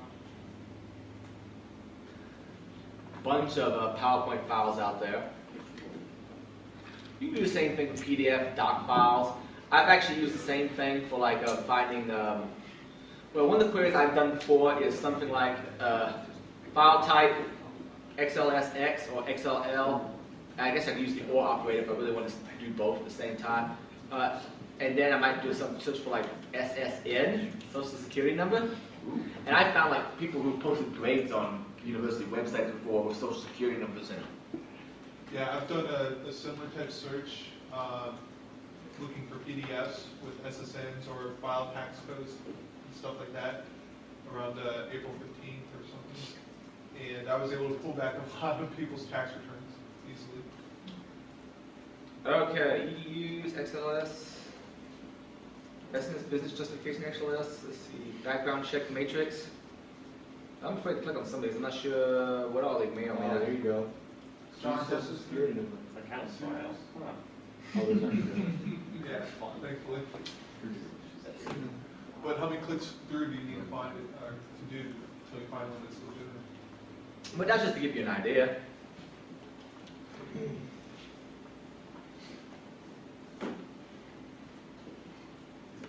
Josh, I'm glad I'm going to have to use my new partner in the car. Alright, oh, VNC desktop, yeah! We want that one. Let's see who all has a public-facing VNC server that we can get to its HTTP daemon and access. Some of these probably aren't yet. Like the Facebook one? Yeah, but some of them might actually lead us to people who are running VNC. Now at this point, I suppose that's going to be overreaching my level of access by clicking on these. But this is just to give you an example of, I might be able to open to those and be able to access the remote desktop. Fun stuff. Especially they have one of those vulnerabilities like they did a few years back in VNC where you could get in with no password. Yeah. That's another illustration. Yeah.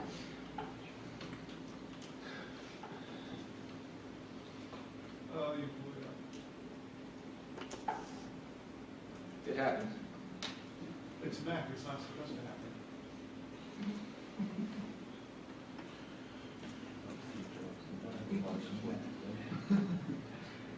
Alright, so I click off of the gray there, then I can get the flashback. Thank you. Wake up, Macintosh. Alright, Aiden Crenshaw's site. If you do a search for Aiden Crenshaw, push the top link right now, it's going to be irongeek.com. But if I want to take that out, I can put -site, irongeek.com, and it will take that out, hopefully, to where you don't see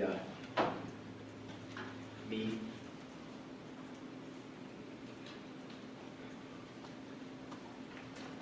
Come on.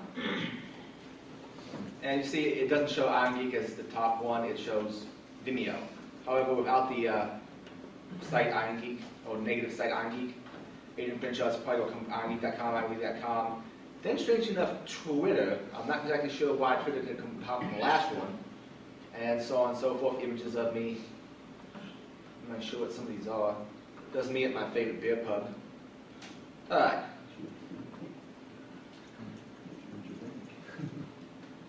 And we'll actually see that picture again because I have it coming up in the metadata section. Alright, continuing on. Ooh, SSN numbers, file name. You always saw me do this, and I mentioned it before, so we're going to click on that one again. Oh, if you want to see zone transfers that someone else has done already, this is that star and star. These are wildcards, so basically it automatically fills in anything and anything for those. And we can find out someone else has already done a zone transfer for us. So I went searching for someone I could do a zone transfer on. That's one of the ways I went about it a couple of years back. Anymore, I just use Robin Wood's thing since he puts it out there with permission for you to use as a demo. Let's see. Ooh, in your admin. A lot of people put admin interfaces in someplace admin.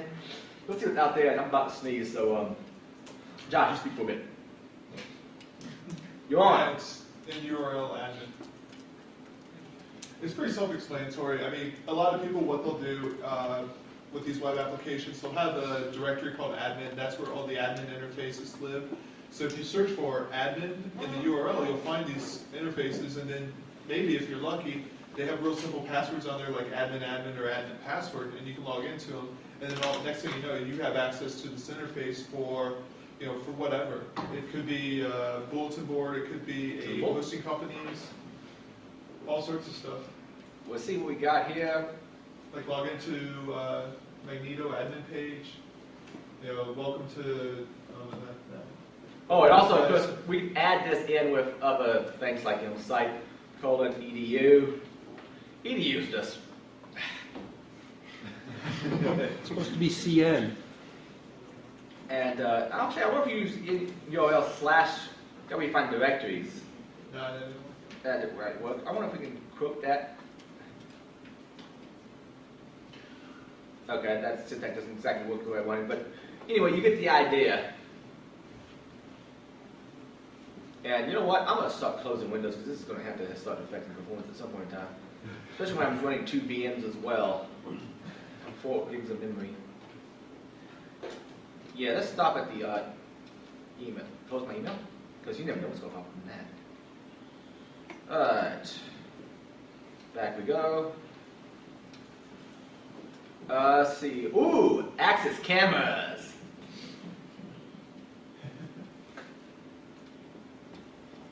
That's funny. You want to find someone's camera someplace. I'm going to assume this is a road camera. Should I click on this or not? What's your opinion? Yes. As people who have corporate jobs. Click on it. Click on it. It's on the internet. And this is someone's Axis camera someplace. Ooh, hand tilt. Great, wow. Why don't you try zooming out? Yeah, okay. It's Steam Room. Steam room? Then we definitely want to zoom out and see what's going on. They're saved. Yeah, is this yours at home? Actually, I think I'm pointing at the floor. I think that's carpet, or is it ceiling? This is some riveting Go to television. the position preset. Yeah, okay. Vogel? I think I'm looking at carpeting or something. So One of the things that we found with this though, is that we've actually found like, the airport of Missoula, Montana has a webcam out there that you can see the airplanes as they're coming and going. And the guys directing the airplanes, we saw one guy doing a little dance for the camera one day. Wasn't there a guy who had like Maybe, a .22 rifle attached to a camera that you could hunt with? Here's a nice little traffic air cam we found. Oh, by the way, too, what I met Dave Kennedy. I met him actually at one of the Nauticons at some point in time, because I had a conference up in Cleveland. But he was down for the Louisville InfoSec, and him and Martin Boss and Archangel, I can't remember who all else, decided to participate in the capture flag I was running. And at one point, he doesn't get scoped, so he actually tags my personal laptop. I was fully patched, but there wasn't a patch for this big vulnerability, and I didn't mitigate it the way I should have. So, he figured out that it was the wrong box attack. We went to the desktop and saw video solutions for the capture the flag. Like, oh, yeah, maybe I should go talk to him about that. But later on, his team did win, but his team would have won 45 minutes earlier or something if they realized that the webcam they had to hack into, they could pan, and they had to pan it to find a post-it note that had the password to one of the boxes. I was going to say, with that last one we went to, I noticed in the URL it said cam equals 1. What would happen if you try to change the number?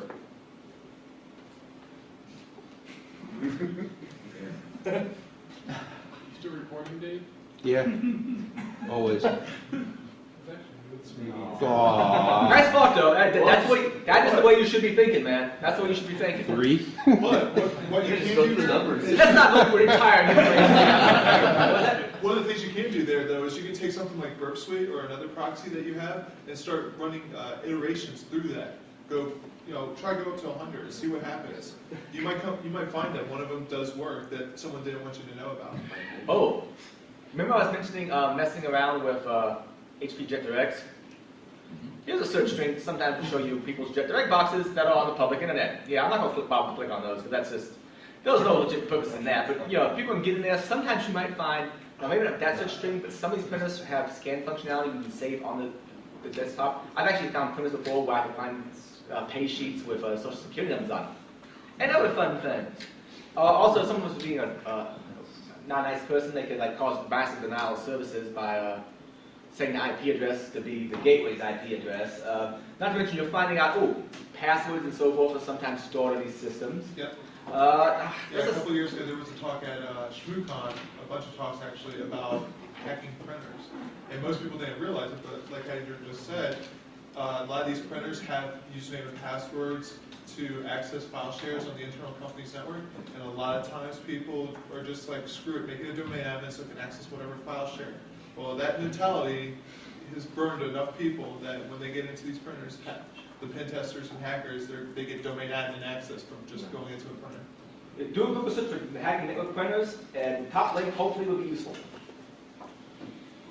I actually did. I'm sorry, I'm going to job because of that. But I was doing a talk back in 2006 for Nauticon. I decided to do one on network printer hacking. Oh, so you were ahead of the curve. Yep. They just did a ShmooCon in 2011. Yeah, this is most of the stuff was written back in 2006.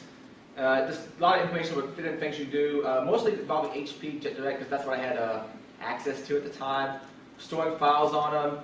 Grabbing print jobs because all these print jobs, generally speaking, they ain't encrypted. So you can parse them out of. You can grab them with Wireshark and slice them up and then replay them someplace else because this is PostScript or PCL file. You can change the LCD. You can change the LCD, which is a classic. I got code out here for doing all that. What about reversing firmwares and setting modified firmwares? Yeah, I haven't really done a whole lot of messing with it. In theory, yes. A lot of these things run VxWorks. At least they did. Now that hardware is getting cheaper and cheaper, then maybe you might find some more embedded Linux ones and so forth. Back when I was doing most of my research, a lot of these JetDirects were running VxWorks.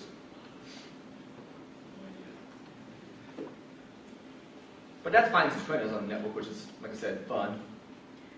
Also, you just want to find certain IP addresses out there, like who's posting logs of this particular company, and you know the company's IP range, which you got up from Whois earlier. That can be useful. not to drop any biased docs, so I just use the non-routables there. Ooh, another cool Google search you can do is, let's say, and this probably happens on some message boards sometimes, like, bullshit! Well, someone will post a picture from someplace else and it'll show you the name it was originally posted under.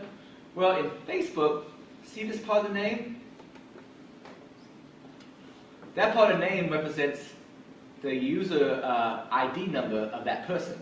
So let's go back out and... As long as you don't go to 4chan. Not going to 4chan, no. Okay. Well, some stuff on 4chan, like the technology stuff. No, nothing's good on 4chan. Nothing's good on 4chan? Okay, Houston, we have a problem.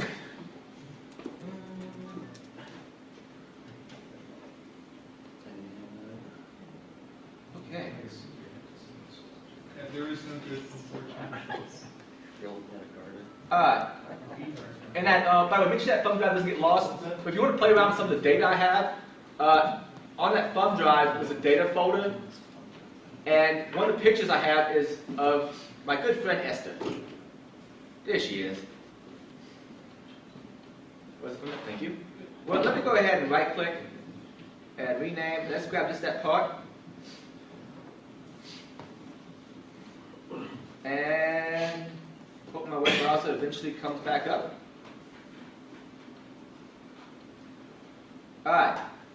In your URL, that particular ID number, which I plucked out in the middle of the image, and Esther Penn's profile. So I have to find a picture someplace, and it's in that Facebook format. I can find out what Facebook it came from. Maybe only some useful some of the time, but still. What if it's a picture that other people are like tagged in? Will it show their IDs or just the one main ID? Like the owner of the picture? I think just the owner. Okay.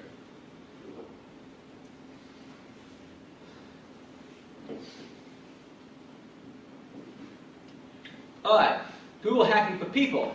Once again, we have tons of options, and I use Esther as an example. Let's look for all sorts of in-URLs that have Esther Pent.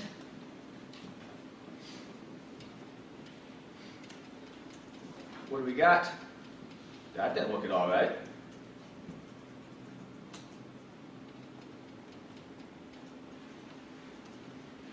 We'll just switch between those a little faster.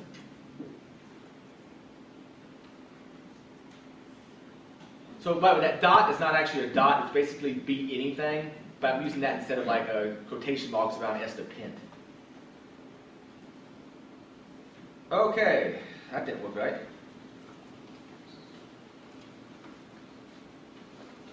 So I might look for in URL Esther Pent. I find a Facebook profile. I found a public profile. I could also possibly try Adrian Crenshaw.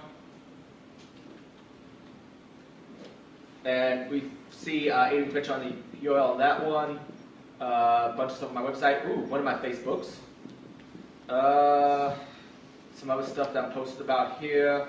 If we look through here long enough, we'll probably find some more accounts I have other places.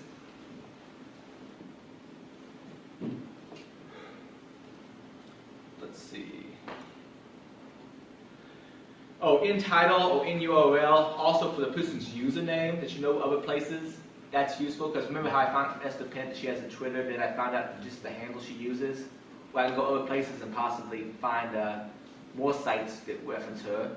I can look in the URL for user, and then in URL also IronGeek, and take away the site irongeek.com, and that might give me a bunch of places where there's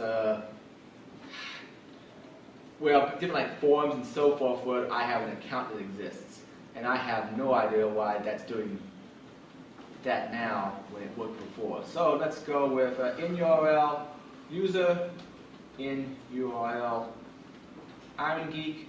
But I don't want site irongeek.com because, well, pretty much every single page matches those qualifications.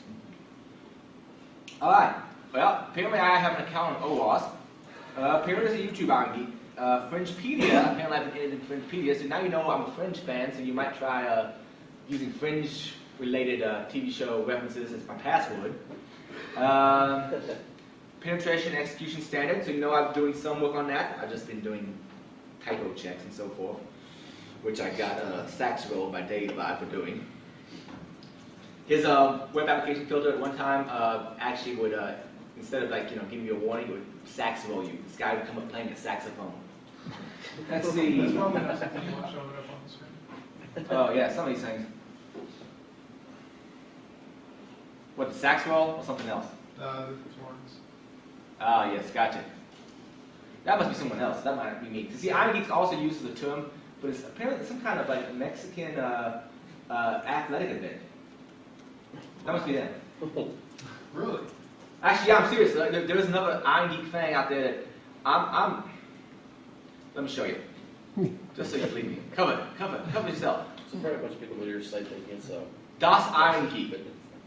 Oh, that's a keyboard or something. But I'm serious. There's some kind of like athletic event thing going Yeah, on. L Iron Geek. I just found it. You're safe.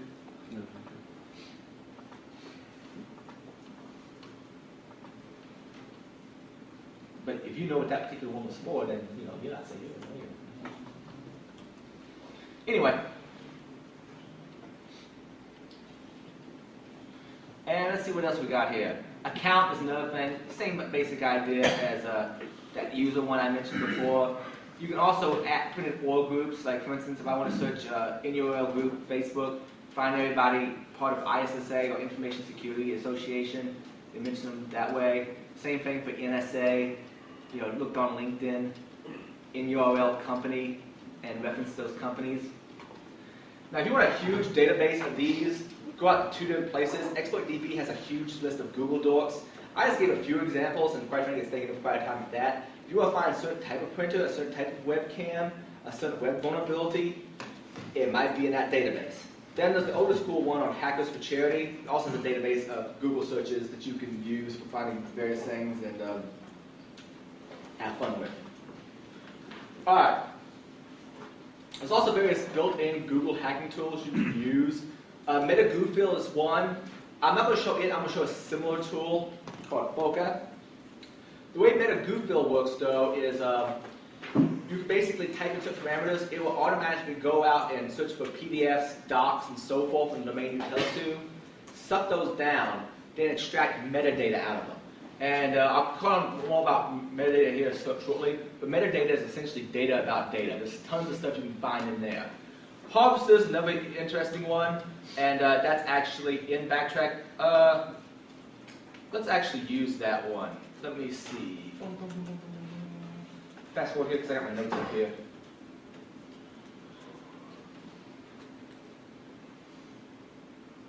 All right, let's go back to our Backtrack.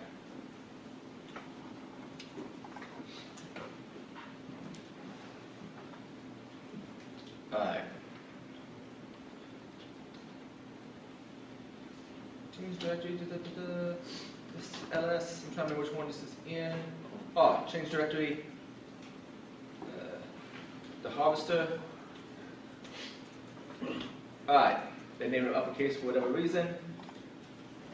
The harvester, and I'm going to search for the domain irongeek, irongeek.com, and I think I want to limit it to, that's an L, to like 100. And I'm going to use the search in Google. Those other options you can use. And right now it's searching my domain and automatically doing Google search to try to find email addresses. But I didn't find any. Huh. Well, let's try something different. Let's not try irongeek.com.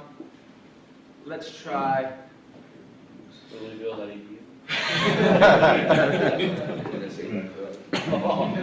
love that. See the spikes for us. Start state coming forward. Search results. Okay, email addresses. And a bunch of IPs to name mappings because it found these names out there too. And in theory, I believe I'm just searching Google, not necessarily sending packets to them. But now I have a bunch of names of people there, and a lot of times, like I said, names are also usernames. So that's Harvester in a nutshell. There's also some online Google hacking tools and some other ones I'm just not going to show for time, and I don't use them real regularly. Here's one of the problems. A lot of the Google hacking stuff they did in the early 2000s, and they changed APIs from like, SOAP to, a lot of them stopped working, let's put it that way. There's things to make them work, but it's more of a pain, and I'll just mention a few, hear about the slides later on. There's things like Spiderfoot, there's like an online Google hacking tool, Gulag, which I don't know if it's even available right now. GooScan, Ricto, SiteDigger, Bile, MSN Pawn. There's tons of tools that kind of automate the whole Google hacking thing. There's also proxies out there, so you can get some of the old tools to work on the newer platforms. So there's a bunch of SOAP stuff, and I think there's proxies out there you can use to turn the SOAP into like a JSON or Atom type format that you can get. Also, a lot of the old keys will still work, but you can't get them anymore. So someone suggested you go out to GitHub and do a search for keys and use someone else's keys for your Google searches.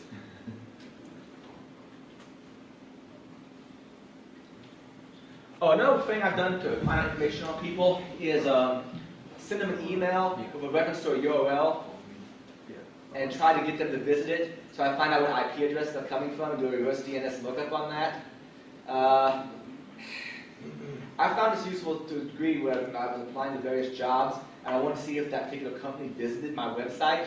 So I look for the IP range of my logs, or I use a web bug and throw it to a database.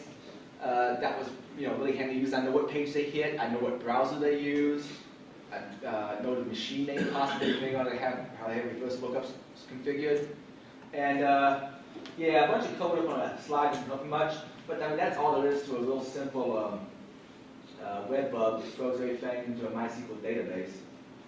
Or, let's see, right, actually no, I think that one's right into a text file. Yeah, I do have code. Oh, I know.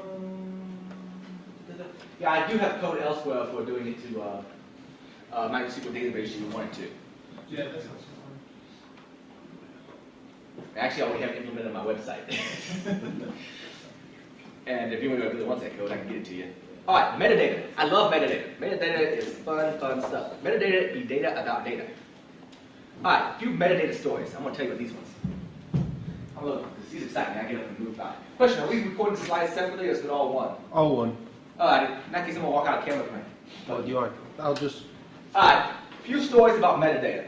One of the first one I want to tell is about Cat Schwartz. Does anybody remember Tech TV before it became total crap? Yep.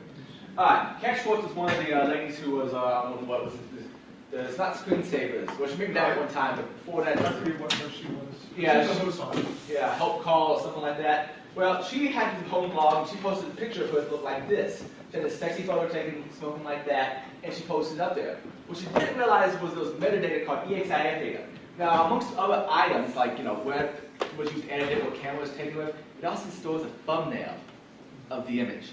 Well, the image software she used for cropping it before she posted it, cropped the actual image, but not the thumbnail. So if you found the thumbnail, this image comes down a little further. Yeah, it goes all the way down to the floor. I don't know if it's quite that far. Is it that far? Yeah, it was that far. It was I think it was a full shot. Josh knows. Oh, I Yeah, y'all see that much on the side. Big ass Schwartz? I know what Big ass Schwartz. Okay. Dennis Rader, also known as the BTK Killer. Oh, I know Dave, I'm moving around. This guy got, for years and years, he was never caught. I think he was, I don't know, he was doing newspaper clippings, sending it in. Didn't get caught, up to his crimes. Eventually, I think someone was writing a book about him or something, and he decided to start talking to the cops again. But you know what he does? He sends a Word doc on a diskette to the cops. Well, in the metadata for the Word doc, it's last modified by Dennis and the name of the church he worked at.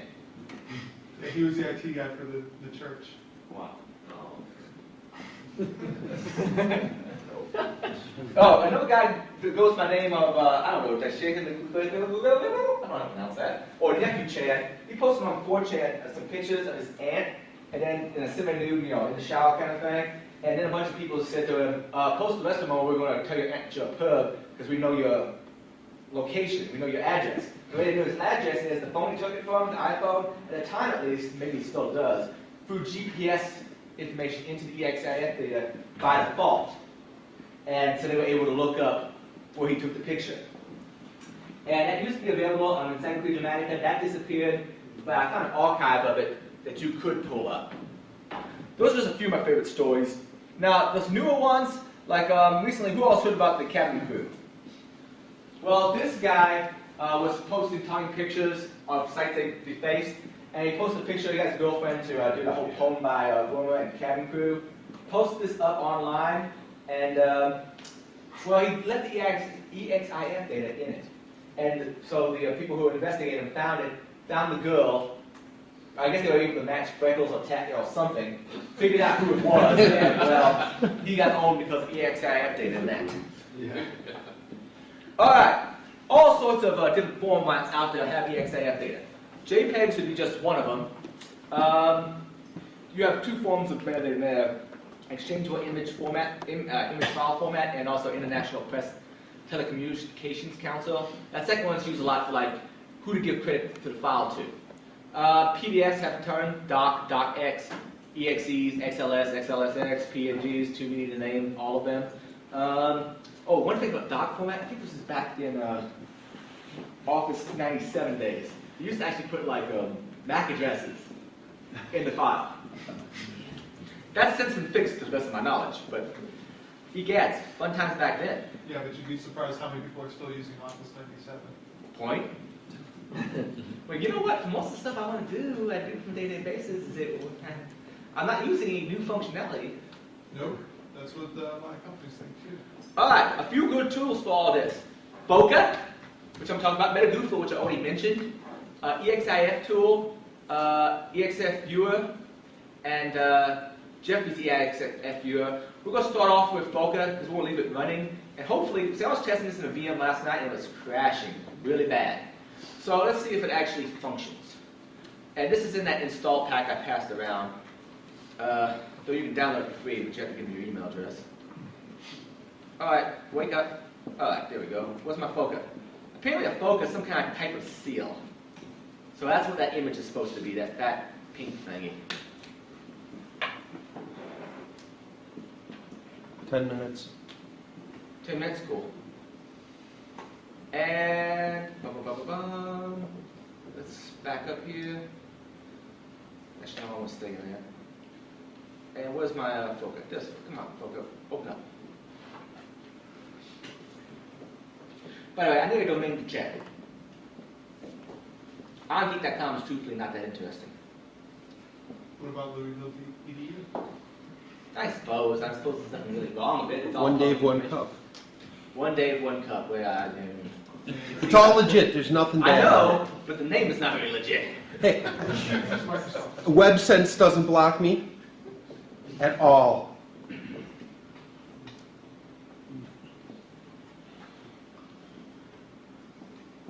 Oh, great. Foca's loaded twice.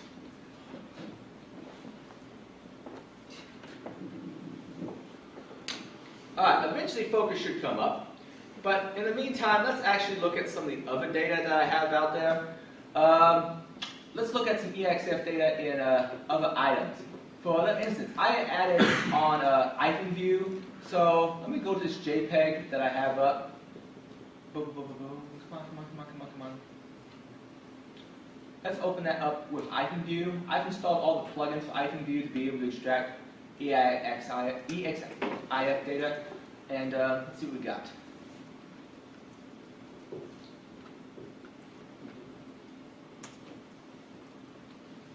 I have never had Foca come up that slowly. Alright, underneath image information.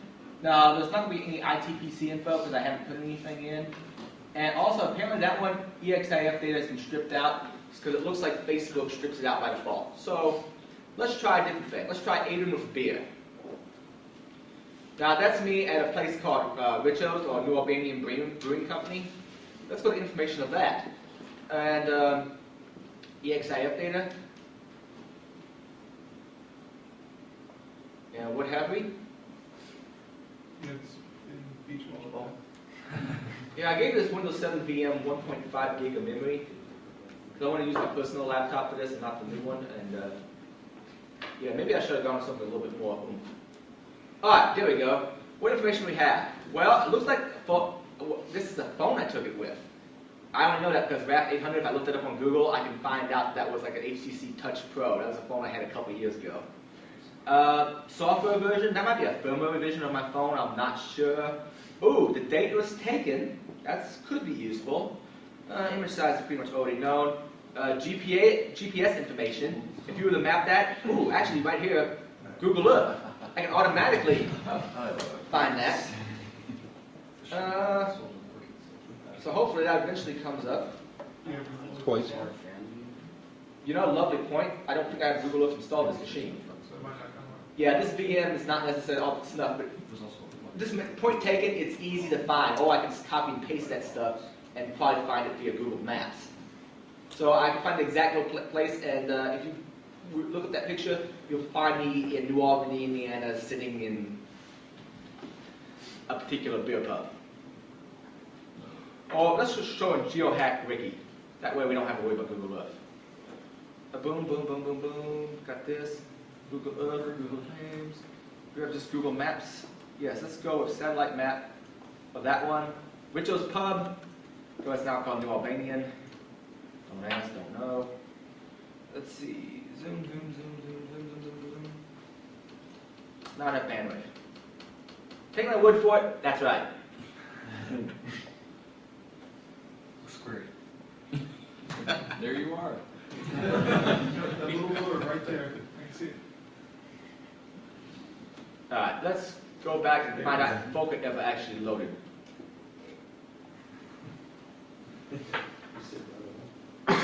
But that's the core information I want to show you stored in EXIF data. Let's see, what other ones do I have out here that might be useful? Alright, EXIF data, let's show this kitty picture. This is my buddy's cat. We call him Java the Kitty. He's actually a dreamsicle, also known as Cartman Kitty. Let's look at him. Let's look at his EXIF data. And, okay, not a whole lot in there. Probably some information about what phone I use and so forth. That one was a Canon PowerShot. But there's other tools we can look at it in. So let's open up the kitty picture in a different tool. And let me try opening Foca again. How are we doing on time? About 4 minutes. Let me know when it's 2. Now's a good time to take a break while you try to load Foca. Yeah, but I got something else I can pull up from the Recon pack. Tools. I have a bunch of stuff inside of here. GeoSetter, by the way, I won't bring that up, but you can actually set a geo coordinates on a picture we already have, which can be useful. So you can, fake someone out. Let's see. And you know what? I think this entire VM is hosed. So what I'm going to do is reboot this VM. Let's go ahead and take a break now. How's that sound? Sounds good. All right, yeah, let's do like a 5-minute break. So we only have another hour left in the break, and I figure we'll wrap it up about 11:45.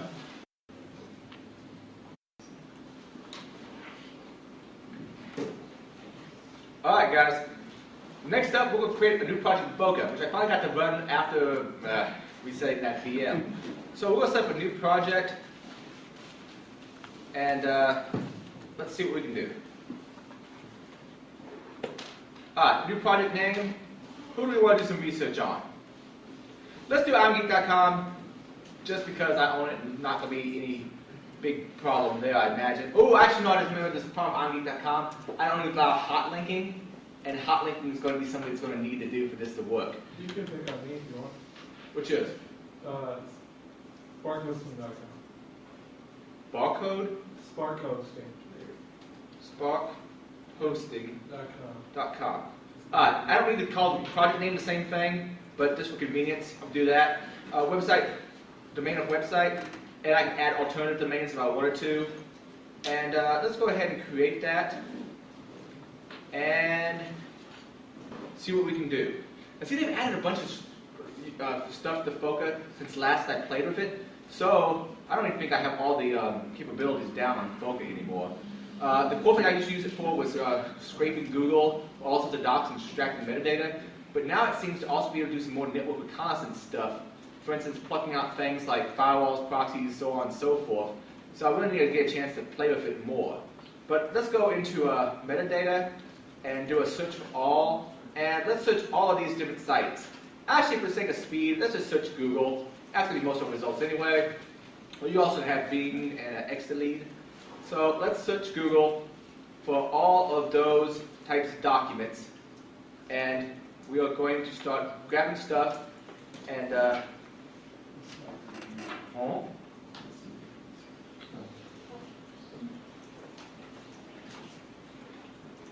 That's not right. Surely you have some of those out there. When you restarted it, did you make sure you still have the network connection? Well, let's find out.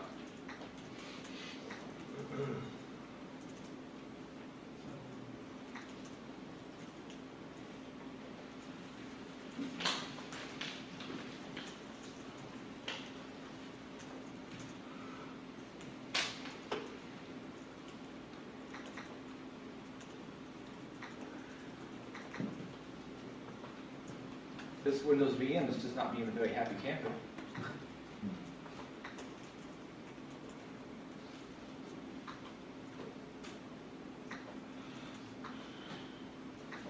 Have you used this program on 7 before? Yes, previously I do recall having some issues, though that was like a year ago. I'm trying on this other machine right now.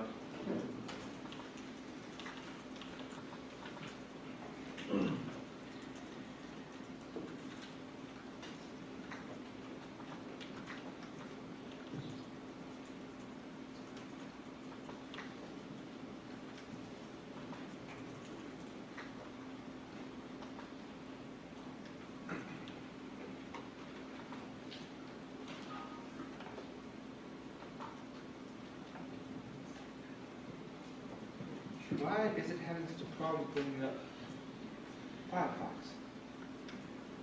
Alright, let me go back into metadata here. Switch off.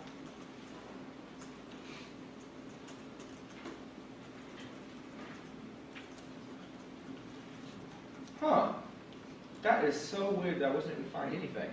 Alright, let's do this. I'm thinking this is going to work. Let me try a different site. Give me something up in SparkFun.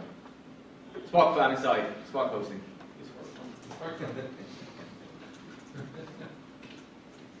Actually, you know what? Let's go Louisville again. I'm picking on Louisville. I never went to school there. I just.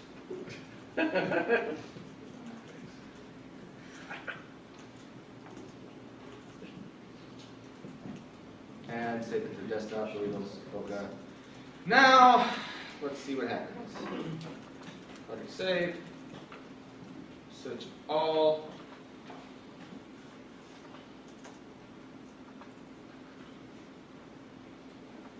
Okay, works for me. And we're starting to grab a bunch of docs. And more than docs, there should be some PDFs to show up there eventually. And it keeps going and going and going, finding more stuff. And I'm actually going to let it do its thing, and then switch to other things and come back to it. Let's see, fuzzer. It's starting to do a lot more stuff than it used to, and I'm not as familiar with Foca, the modern version, as I might like to be. Egads, there's a lot of Word docs out there.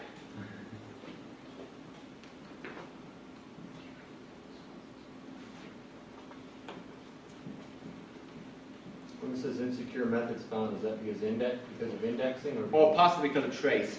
Trace is a lot of times one of the ones that would do. Because while it's grabbing stuff, it's finding out that information as well. But there, it's finding a lot of docs, and it's not even getting to the PDFs yet. Oh, there's some PowerPoints, and what else we're going to have coming up here shortly. You know what? We're going to let that run for a second as I show you something else entirely, and there's Firefox 6 billion times. Yeah, for these demos from now on, I think I'll use the new laptop. Got a little more oomph to it. Alright, we'll shrink down Foca, and I'm going to go back to the kitty cat. Because, well, come on, all kitty cats, right? Good. Alright. There's that Geo Center which I mentioned, but because of limited resources and I'm lazy, let's not actually show you everything in that. But anyway, that GeoCenter tool I gave everybody on the pack, it'll allow you to set where you want a picture to say it's from. The local GPS photo thing can do much of the same sort of stuff. But one thing I want to show you is EXIF view. There is a browser extension you can use that will actually show you information about EXIF information. I'll bring my web browser back up again and I'll show it to you in a second. Let me show you EXIF reader in the meantime. That kitty picture I showed you, remember before, that's Jolly Cone, I'm going to bring that up. Alright, let's bring up the kitty picture. What do you see there? Just a kitty. Actually, he's a radical jihadist kitty. So, that's the thumbnail information you don't normally see, along with probably some geo coordinates and what kind of camera I took it with and so on and so forth. Maybe some serial numbers, which I'm trying to do some more research on. And it looks like I took a photo of it quite a while back. By the way, that cat is much, much fatter now. It's a adorable cat, but eat cats, it's going to have. Alright, let's go back to my scan. Alright, there's all this stuff. You know what, I don't want to grab all those files, so let me go towards the end here. Let me grab these. And I want to get a quick cross-sampling, but I don't want to grab all these things. DocX's. Let's grab, we'll just grab those. Right click, I can say download all. That might take a long time here. Actually, I just hit download all anyway. Screw it, we'll come back and find out what happens. But there's a little kitty cat. You saw the photo. Eventually, hopefully,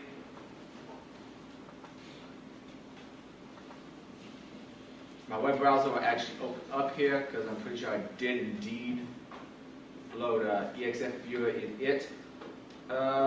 In the meantime, let's actually switch over to the Macintosh side because this is a Firefox plugin, so it really doesn't matter where I do it.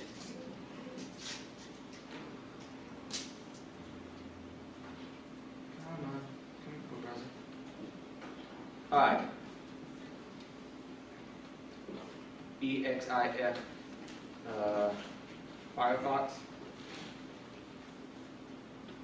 There's a plugin for it, and I have it already installed on my Windows VM, but my Windows VM is not being a happy camper.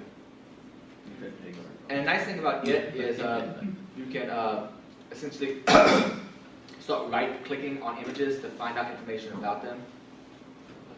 Well, that's not the one. Exit. Oh, EXIF.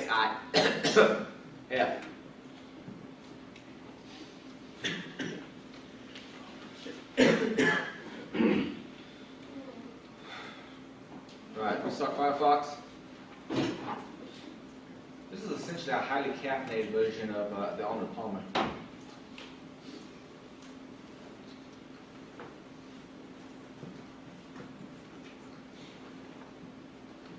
Alright. Let's go out to irongeek.com, go to my About page.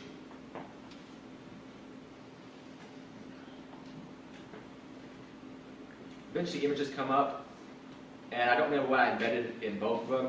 Let me try this one. Right click, EXIF data. Not a whole lot of information in that particular one. Let me go check out the pub picture. And you should see much the same information I showed you previously.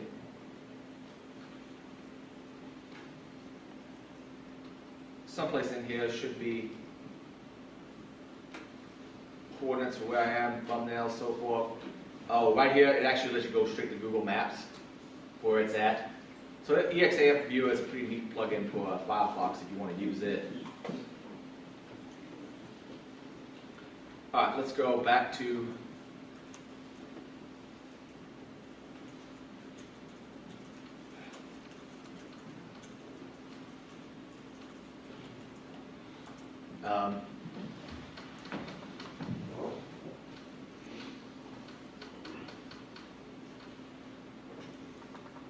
wake up everything. Come on, Falcon. You can do it. That's not the cat I want to do. it recovers its sanity, hopefully. Alright, how we doing? It's still grabbing stuff, I take it? How's it doing on the grabbing? Barely started. Yeah. Well, let's do this. Since it's still doing its thing, let's extract some data just from the ones we have. I can right-click on them and say extract metadata. And you'll find all sorts of metadata in these. For instance, you'll find out who created them, what was used to create them. In the case of PDFs, that can be useful because you can find out what version of the PDF creator to use. Foca just freaking died on me. Alright, screw Foca, we'll go try Foca later. Try Foca on your own machine. Trust me, it is cool when it works. Let's go back into some of that data I have. For instance, these PDFs, like this is a PDF from the NSA. Let's open it up.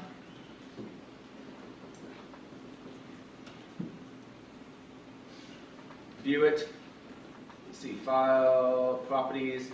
There's also stuff in PDFs that you can find, like in this case, author, Sanak, I don't know who that is. Word, subject matter, when it was created. See, advanced information. You find things like dates of creation and so forth, when it was modified, the particular application it was used to create it. So if you want to find out if someone's using an out-of-date version of Acrobat, that might be useful. That's kind of stuff that Foca can automatically extract. Also, sometimes it extracts like past, like the last printer something was printed to, which tells you something about the network, which is neat. Like I said, Foca is neat when it works. Much the same can be found out with docs. Like I'm going to right-click on this doc. Go to properties of it. Details. By the way, you know modern docx files are basically zip files. You can actually extract them and find an XML file of its contents. Or you can right-click on it and do what I'm doing. And here we have the name of the person who edited it last, which might be useful information to have. Metadata in EXEs is also interesting. There's a tool called ResHacker. Let me go open up ResHacker. Besides, I think I've used it before for extracting icons, for cloning other people's icons. I also use more Near's tools for that. But I can open up ResHacker, and let's open up some of these EXEs. Like you notice, I have a couple EXEs here. One is one I created called iGiggle. I'll mention iGiggle later on. I don't think I'll have time to show it. It basically will find access points in your area and suck down MAC addresses and so forth. By the way, if you want to know what kind of, that's interesting, if you want to know what kind of wireless infrastructure someone has, I might be able to look in their area for access points using this tool. Then I find out what the MAC addresses are. From the MAC addresses, I might find out who the vendor is who produced their access points.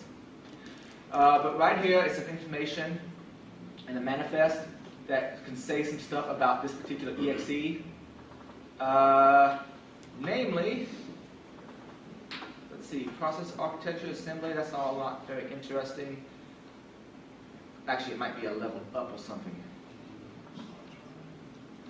Version info.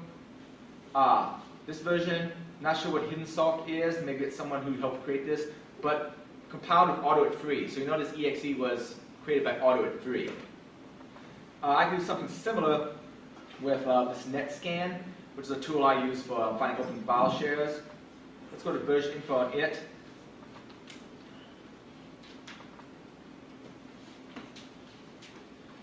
Come on, wake up. Okay, find information about the company. Also, someplace in here, in one of the sections, I actually found out the development environment they were using, and I think that was this Node 24.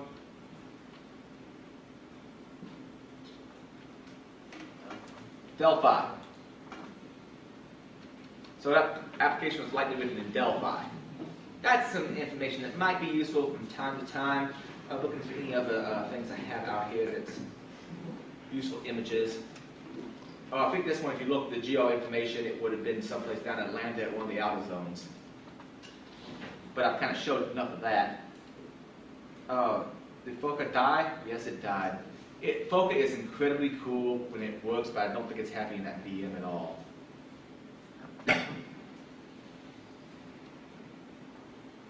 Alright, let's go back in here, back here.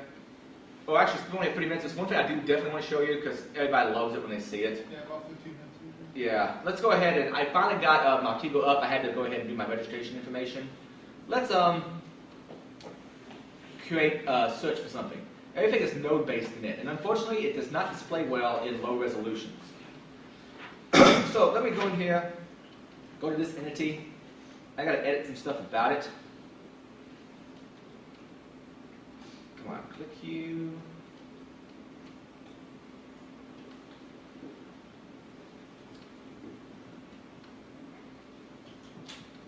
Nah, that sucks.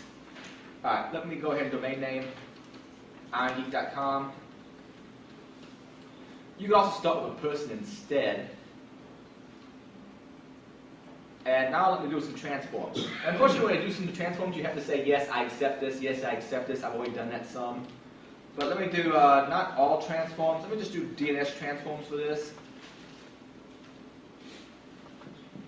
Oh, hell, let's try all transforms. What's the worst that can happen?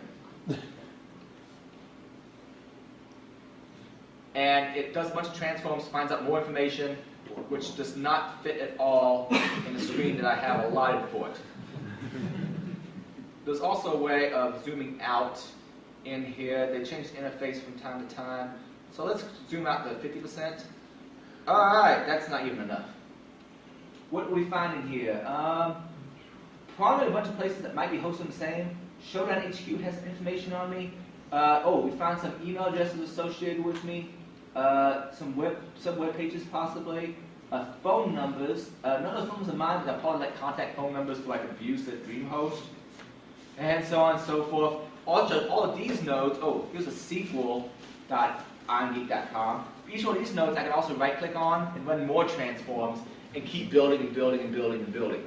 Quite frankly, at this screen resolution, they ain't gonna work, but if you have a 1080p TV you can put it on, go for it. But that's Maltigo in a nutshell. It's fun to play around with. I like doing a lot of stuff by hand instead, though. A few other metadata things. EXF reader I showed you. Flickr grammar, the stuff you can pull off Flickr and get geo information. Ooh, creepy is kind of interesting. And Paul.com, Larry Pesci had a big article on metadata that you might actually like. But I do want to show off Creepy. Creepy is neat. It's a Python script, though I'm running it in Windows on here. Let's see. Creepy. And, alright, Foco just died. We'll club that baby seal. Alright, Esther. Hey, it's a seal. That's what it is. Love it. Esther, I'm gonna just go search for a Twitter. And Leet. And let's geolocate our target. And let's see what Esther has been posting from. And what it can do is it can search images, and it can search her reported locations via Twitter. Now, in this case, she only has some activity from about a year ago. And you'll find out that a lot of this was while I was up here on a trip for Nauticon. I ended up posting a bunch of stuff. But you can actually find locations of places she's been based on Twitter posts and so forth. Which can be, fairly neat. Let's see. Let's search for Iron Geek. It's actually Iron Geek ADC. I have to authenticate. I don't really want to send that on right now. Regardless, you can also post on Twitter and other feeds. And let's see my Iron Geek _ADC geolocate. I know I have some posts of mine that should have pictures in them. That reminds me, I probably should go look on my phone to make sure I have automatic GPS tagging off. I'm pretty sure in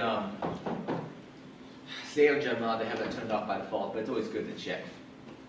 That should be searching, but it may be taking its sweet, sweet time about it. What you saw in the results it returned for Esther. Geolocation tagging, I believe, was enabled by default on the iPad 3. So. Yeah, but Sailor Gemini, they do a few things different. Like, they randomize MAC addresses, strangely enough. Really. Alright, other odds ends, since we're running short on time. So make sure you look at is headers. This is kind of interesting to find out what kind of mail system a place is using. Like in this case, I find out that, well, this is actually web headers for a website, let's see. I find out some place in here, server is GSE, I might get something like Apache, I might get something different. But I get a fair amount of information that way. I might have some kind of header here that tells me they're running PHP, what Apache mods they're running. There's live header plugins, which are cool, so to actually see what the live headers are that are being returned by our website. Like if I hit irongeek, I think it's going to say that it's running Apache. Shodan actually collects these headers, so you can actually go out and search for vulnerable versions on Shodan, because it collects this header information. Panopticlick is kind of interesting from a web browser header standpoint, because it shows you how unique your web browser is amongst the rest of the world. Because your web browser may report, yes, I'm running this particular version of Firefox with these particular plugins and so on and so forth. Though some of those plugins might be queried via JavaScript. Also, as far as emails are concerned, I have an article out there on how to cyberstalk potential employers. Let's scroll on down. I found some information here. Like this is an email I sent to somebody, and I received a Qmail, John Smith and Company. I found that they're using Thunderbird as their user agent. This is all taken a while back, which is why that's 2.0. Here at another location, I find out they're using Exchange 6.5, so on and so forth. Also, depending on the received from, I might have some idea about internal or external IP address schemes. Like on one of these, I actually found out they were behind NAT boxes because the internal IP address of like X originator was 10 something something something. So you can find some information about network layout just from looking at email headers.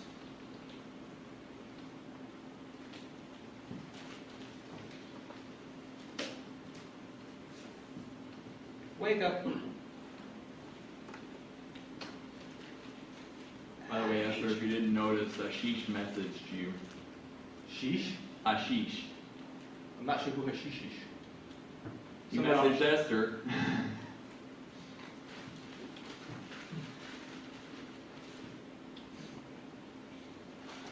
Somebody, since she doesn't really exist, it's probably something about to hit on her. Alright, what about that text? What's that text also interesting to look at? You go looking at somebody, which probably is. Right, what about that text? If this is an example of mine, don't visit mine. That's out there. But WhatsApp text can have useful information because people put stuff in the WhatsApp text that they don't want search engines to index. So if they don't want a search engine to index it, it's probably something we actually want to look at. So, once again,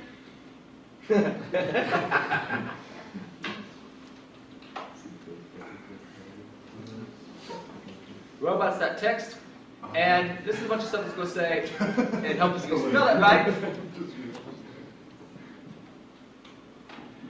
Don't want to look at Send-to form, don't want to look at folder factories. That might be something we'll look at. A lot of times you find something more interesting than that.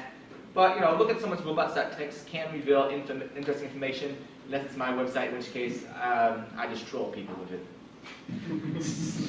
I'm kind of a mean-spirited guy, I hold grudges, what can I say?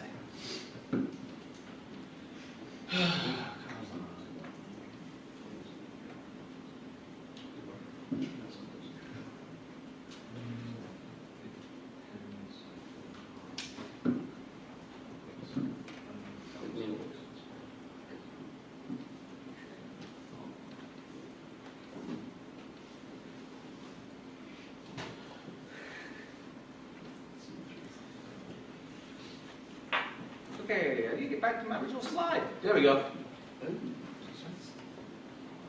I just wanted to accentuate that once again.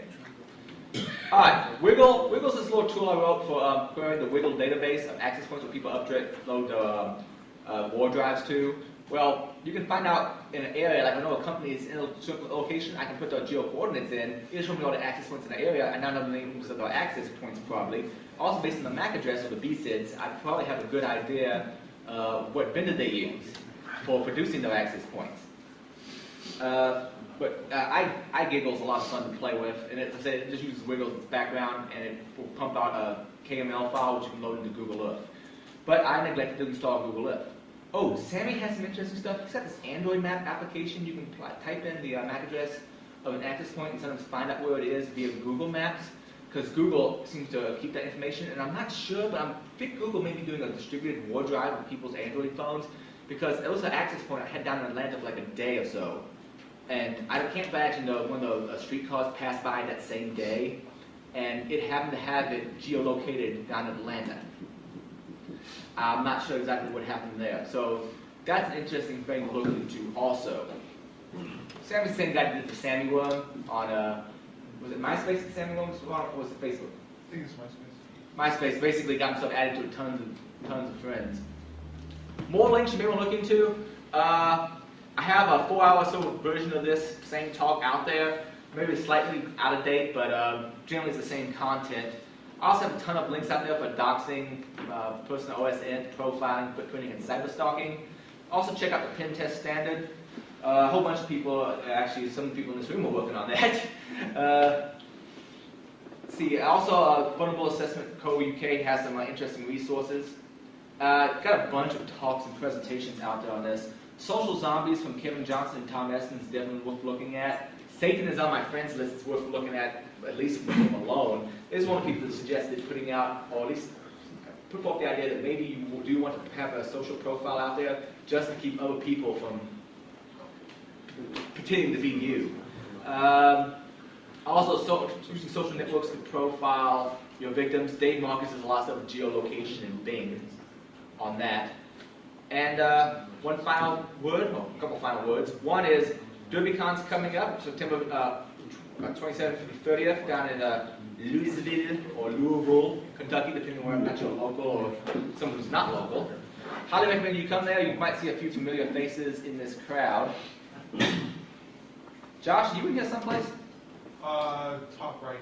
Okay. Oh, there you are. Yeah. There's Dave. There's me. Other Dave. Martin.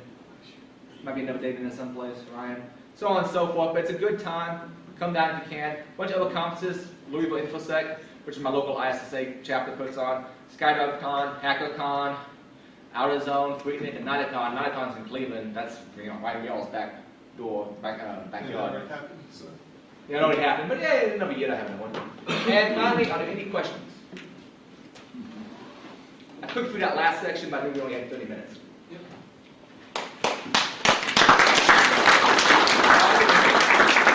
If you go with the slides, there should be a thumb drive that was circulating. Just make sure it gets back to me at some point in time. Anyone need it?